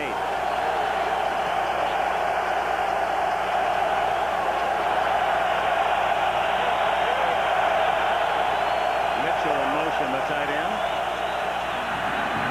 Underneath and wide open is Mitchell. No one picked him up, and he has a 1st down at the 33. Collins again, the tackler. Well, they get caught most of the time when a tight end goes across the formation. They go out in the flat. He'd keep going to the right. This time he stops, comes back across the formation. No linebacker there to pick him up. Like Tom Collins, number 59, is sitting on the outside. You're absolutely right, waiting for him to break outside, and he doesn't do it. Mitchell now with 6 catches, 56 yards. 13-6 New England. Less than 7 remaining in the 4th quarter. Brunell out of the backfield to Stewart. 30 and tripped up at the 26-yard line as Chris Slade got just enough of an ankle to knock him down. The one thing about Brunell is he's staying in the pocket, Phil. I mean, but he's throwing quick passes. Well, Tony Baselli, you can stay in the pocket when you have guys that protect you like this. And boy, How about that one-hand grab? He got by the jersey with the right hand, then it buried him. When Tony Baselli gets his arms extended, a defensive end or pass rusher has no chance. Second and short. Safety blitz. Throws complete. And McCardle was one man from a touchdown. McCardle, as Brunell hit as he throws, and has a cut hand. Well, good timing by the New England Patriots. Jacksonville Jaguars. Tom Coughlin has the same system as the New England Patriots. Watch the blitzers come up the middle. Boom, they're both picked up. There is pressure in the quarterback's face because you've got to adjust the route, and he hits his hand either in the back, on the top of the helmet or the back of one of the players. First down at the New England 17. Brunell 4 for 4 on this drive. Gives to Stewart. James Stewart is to the 10-yard line. A gain of 7 on first down. And Jacksonville is 10 yards from a tying touchdown. Boy, did they get a great block from Ben Coleman, the left guard. He pulled out and just cut down on the outside and opened that hole. Nathan Means in, James Stewart out.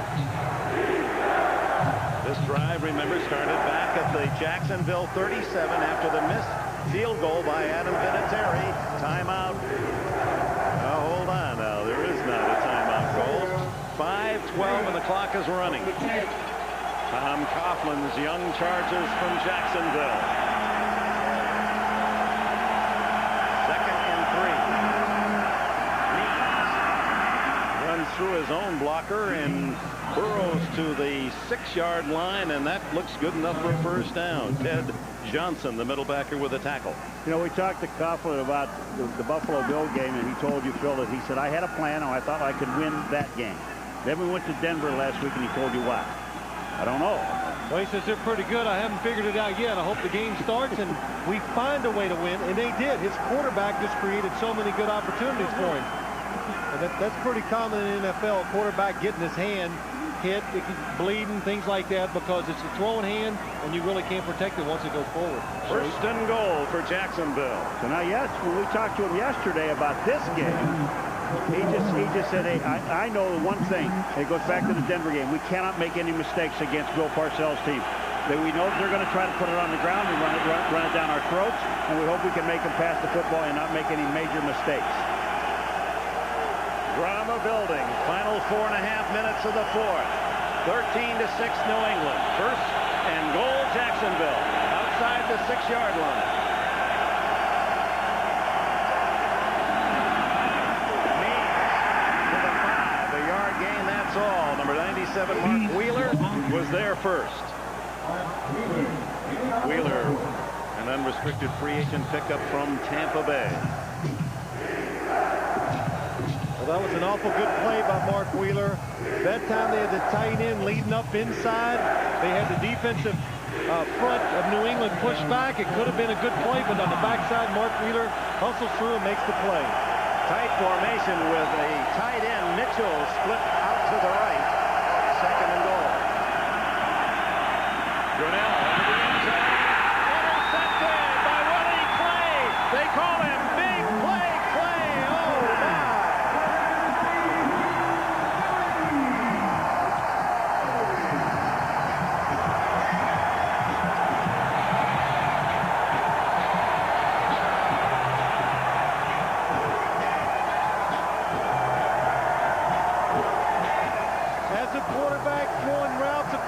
You've got to see in front of the receiver. Mark Brunell never looked in front of Derek Brown. Willie Clay from the backside. He's going to come from the right. From the backside, comes across, makes the interception. Clay, who led the Patriots in the regular season with 4 interceptions, denies Jacksonville. Quarterback, his reaction tells it all. The mistake of a young quarterback.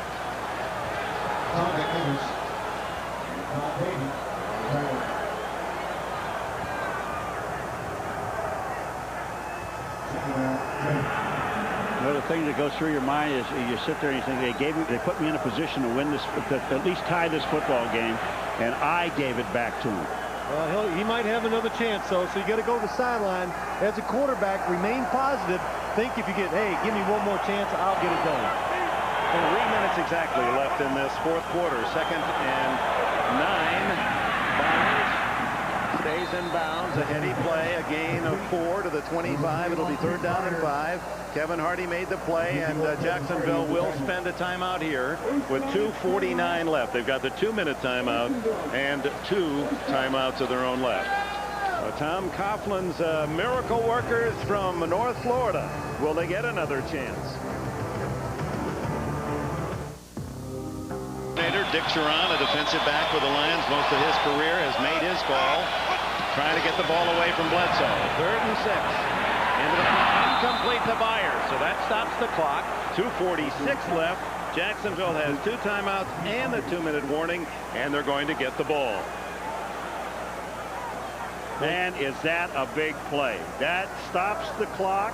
2:46. They still have 2 timeouts and a 2-minute. In real reality, they have 3 timeouts remaining. Tupa punt.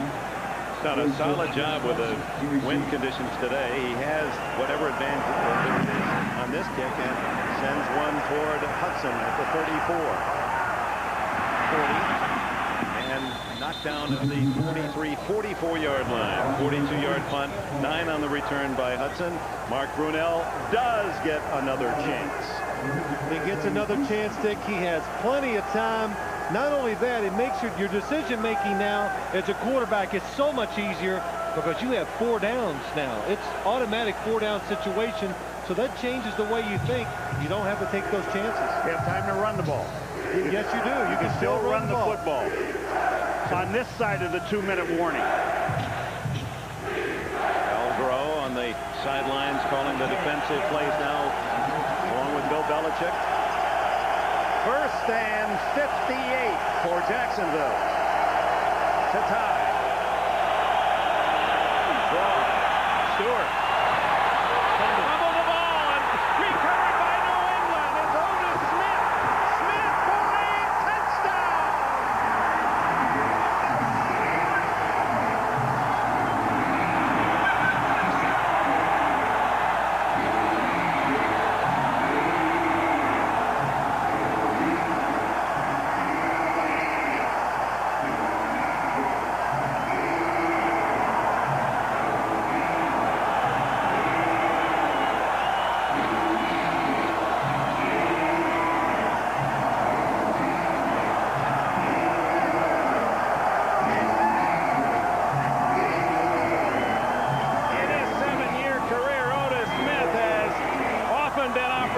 He had a couple of touchdowns on pass interceptions with the Philadelphia Eagles, and he picks up the loose ball at midfield, 47 yards on the return.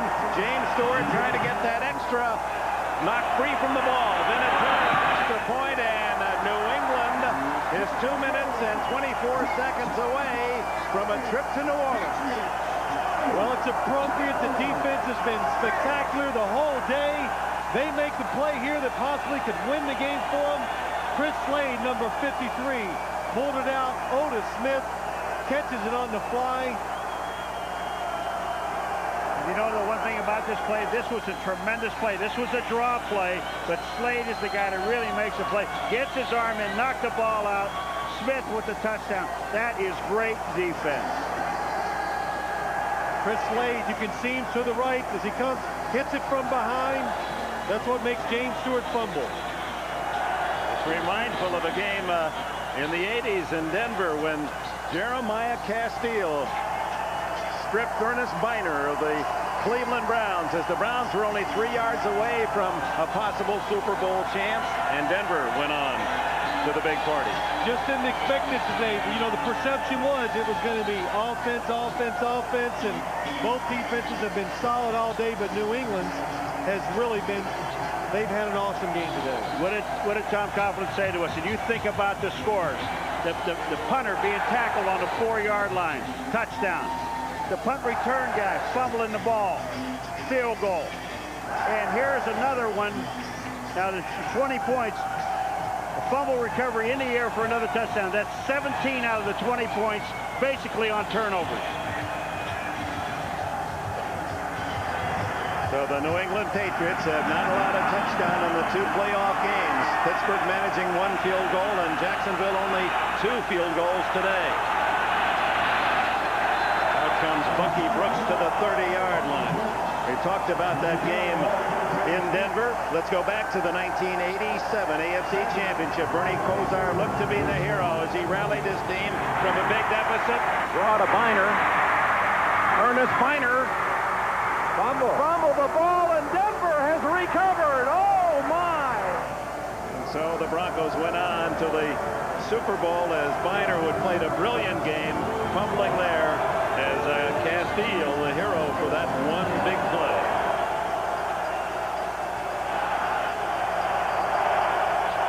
.2:16 left now for Jacksonville. Underneath for the short gain to Mitchell, who has caught more passes than any receiver in the game. That's his 7th. But the clock runs 2:05, 2:04, and Jacksonville won't get a playoff before the 2-minute timeout. There it is. Jacksonville's Tom Coughlin, his young team, made the fight, but it's New England's defense that's going to take them to the Super Bowl. KFC. England leads. Jacksonville ball at their own 36-yard line. 2 minutes to go. They have 2 timeouts left. And it's been an incredible year for Jacksonville, and it's going to take something of monstrous proportions for them with only 120 seconds left. The pass intercepted on the deflection.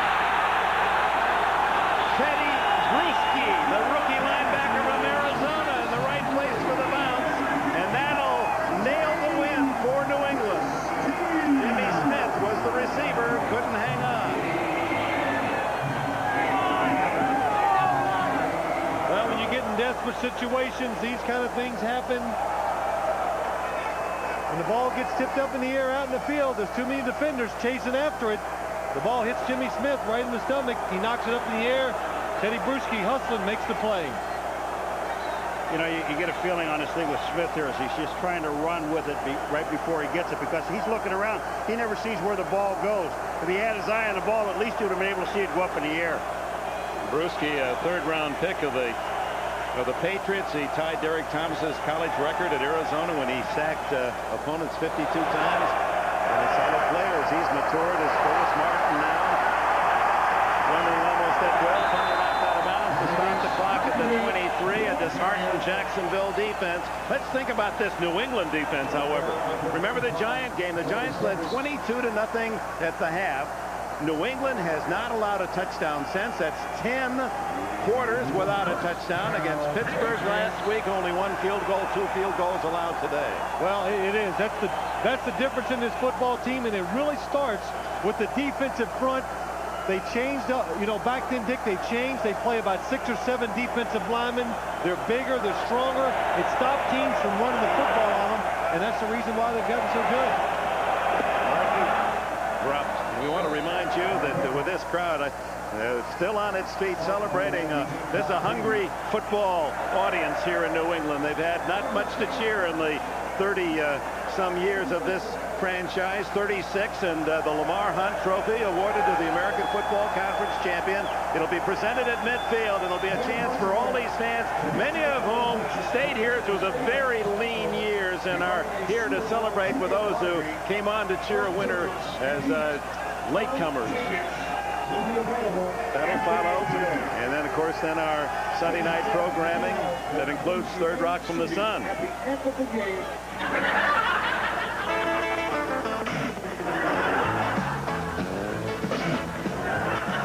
Dick, not now, Tommy. I'm doing research. I'm finding out what happens when the spit hits the fan.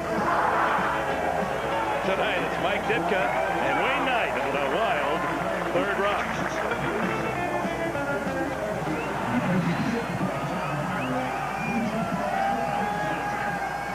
1:36 left. Thanks to our longtime associates and producer-director John Gonzalez, Tommy Roy, our executive producer, Dick Ebersol, president of NBC Sports, Les Schneiderman, our statistician, Joe Costanza. Now, Bill Parcells, who has a real sense of history, knows what could happen. He could separate himself from the pack of coaching elite. the only man to take two different teams to the Super Bowl. That man, Don Shula, didn't win with the Baltimore Colts. He lost Super Bowl III. He did win later in Miami with his unbeaten team. Won twice. Bill Parcells, two-time winner with the Giants, and now the Gatorade bat. And won't even muster a smile out of that. Been there before. He's probably already thinking about the Super Bowl 2 weeks from now. Well, I wouldn't doubt that, and he has told his team, we win this game, I'll give us an opportunity to win that Super Bowl. I know how to prepare for it. I'll teach you. Yeah, he doesn't seem too happy. I wouldn't either. As cold as it is outside, and gets, you know, a bucket of ice water on my head. Yeah, how much of a good sport can you be? 14-degree wind chill.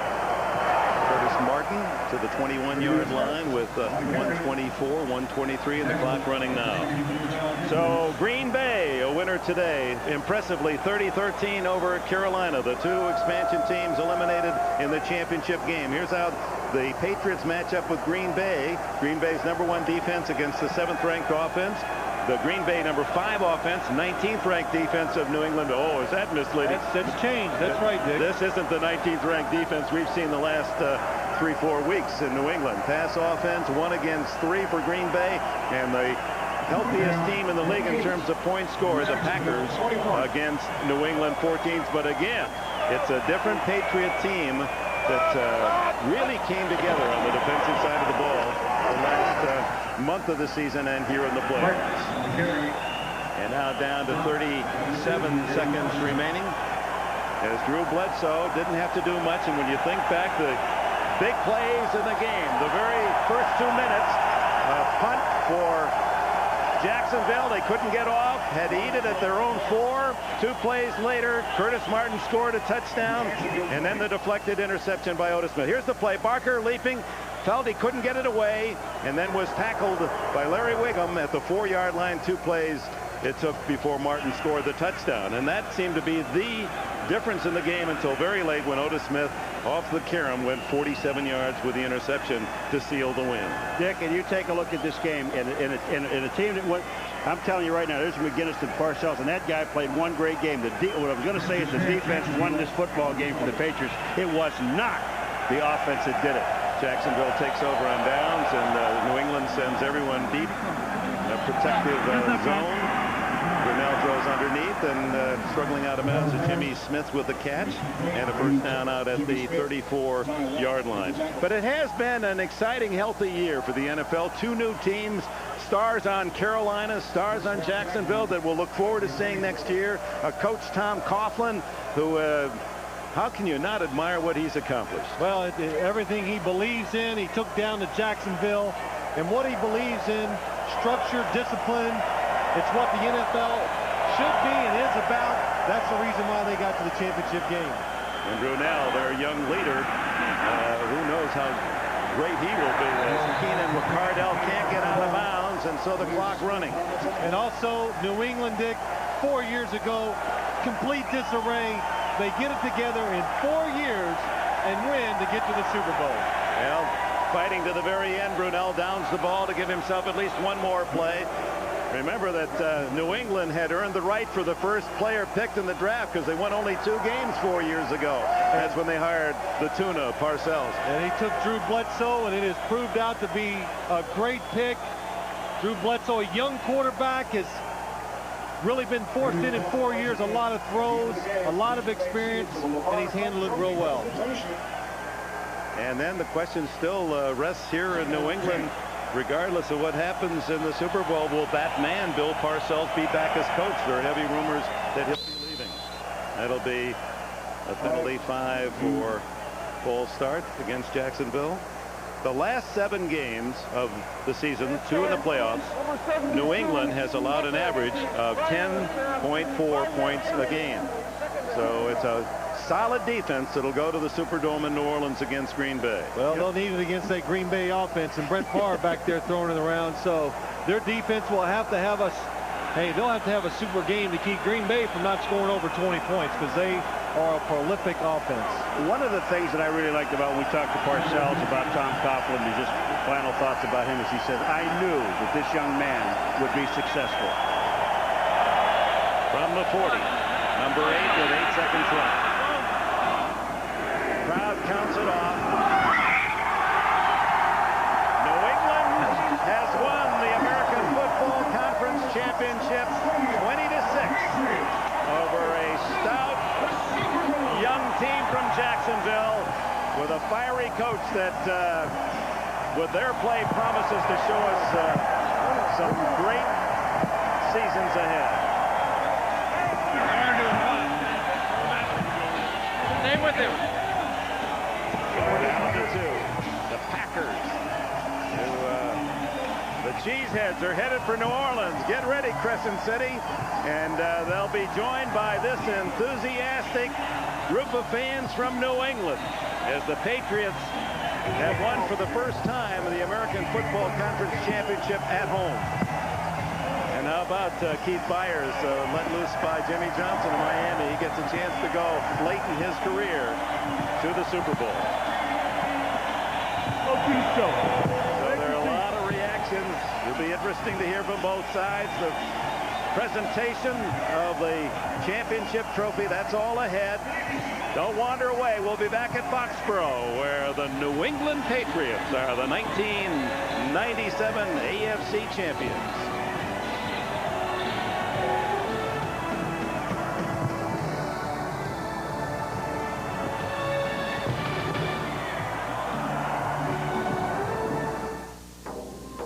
Told his team earlier this week, just get me there. I'll show you how to win it. New England will present him with the opportunity in New Orleans 2 weeks from today. The AFC champions are the New England Patriots. Let's go to Greg Gumbel. Dick Enberg, thank you very much. I'm down here on the field with what is the equivalent of AFC royalty, the rulers of the American Football Conference, and that would be the New England Patriots.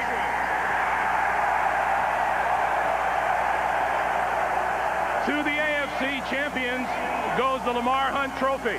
And to make that presentation, Neil Austrian, the president of the NFL. Neil. First, I'd just like to thank the Jacksonville organization, their football team, their organization, their fans. They had a great year.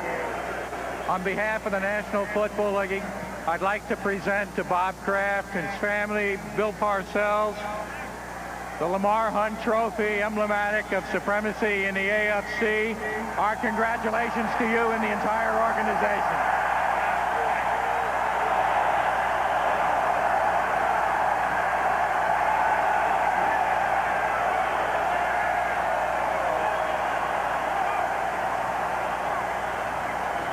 For a guy who's been a season ticket holder since 1972, this has to be an awfully nice moment, Bob. This is for all the fans out here who waited 37 years.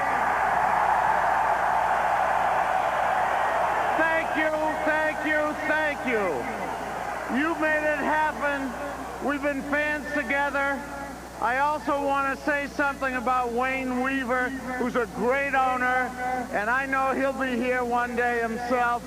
And to our players who've given great energy, dedication, and to the greatest coach in the history of the game in modern times, thank you.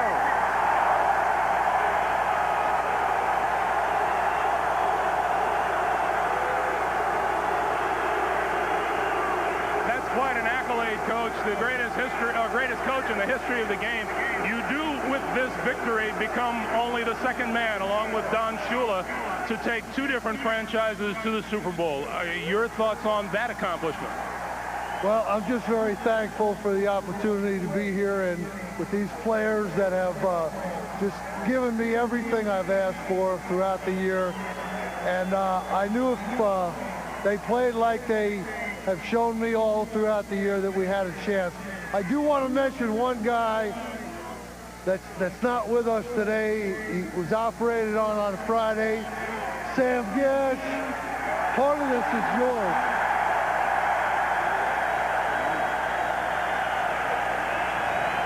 This is a pretty cold day in New England, but things that these players haven't seen before. Did it affect the way you approach this game at all?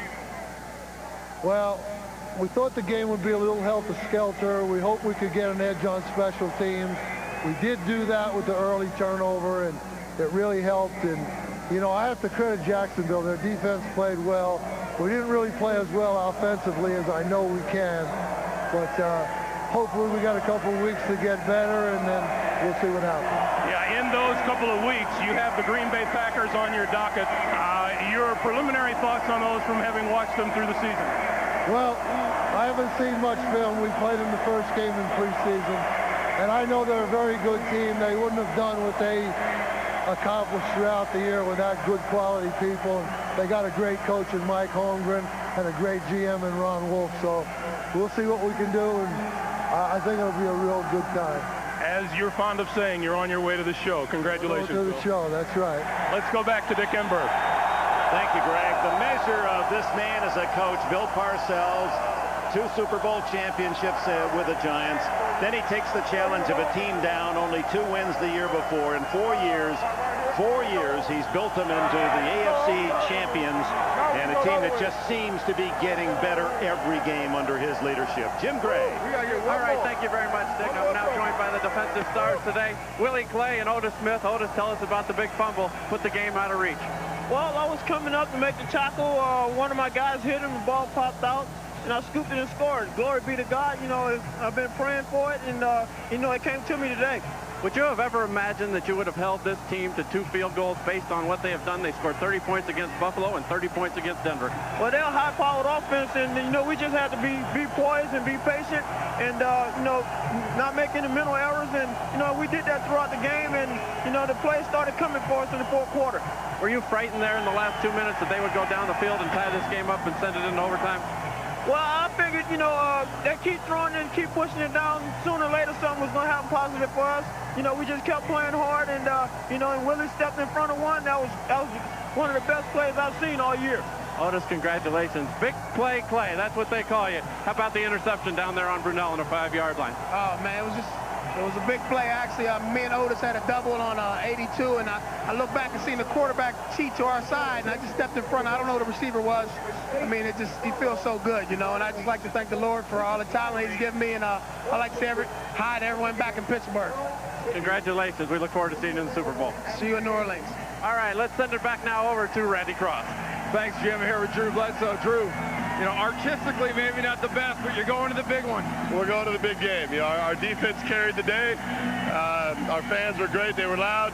And, you know, now we get a shot at the championship, so we're very happy about that. Just personally, is all this sunk in, this fantastic scene, and you're going to the Super Bowl? Have you really started to think about that yet? It hasn't sunk in yet. You know, we got 2 weeks to think about it. We got a couple days to enjoy it, and then it's back to work. Try and get prepared to see if we can win us a championship. But we're very happy right now. We're going to enjoy this. Can you say enough about the job your defense has done over the last 6 weeks? Last 6 weeks? Today was a perfect example. Offensively, we didn't play well. Our defense carried the day and won the ball game for us. We put them with their backs to the wall a few times with some turnovers. They held Jacksonville, a great offense, to field goals and won the game for us. Thank you. Congratulations, you're a champion. Back up to you, Dick. All right, Randy, it was 11 years ago. The Patriots, as the wild card team, won 3 on the road. Super Bowl 20, also in New Orleans. And Mike Ditka's Bears beat them 46-10. They get a chance to bring a Super Bowl championship back to New England and to Boston as they'll meet the Green Bay Packers. Much more. It'll be interesting to hear the comments from Jacksonville. They certainly made it down to the last couple of minutes, and before the Clay interception, looked as if we might have a possible overtime, as well as hearing from the victorious New England Patriots. More coming to you from Foxborough, where the Patriots have prevailed 20-6. First, these words from your local station.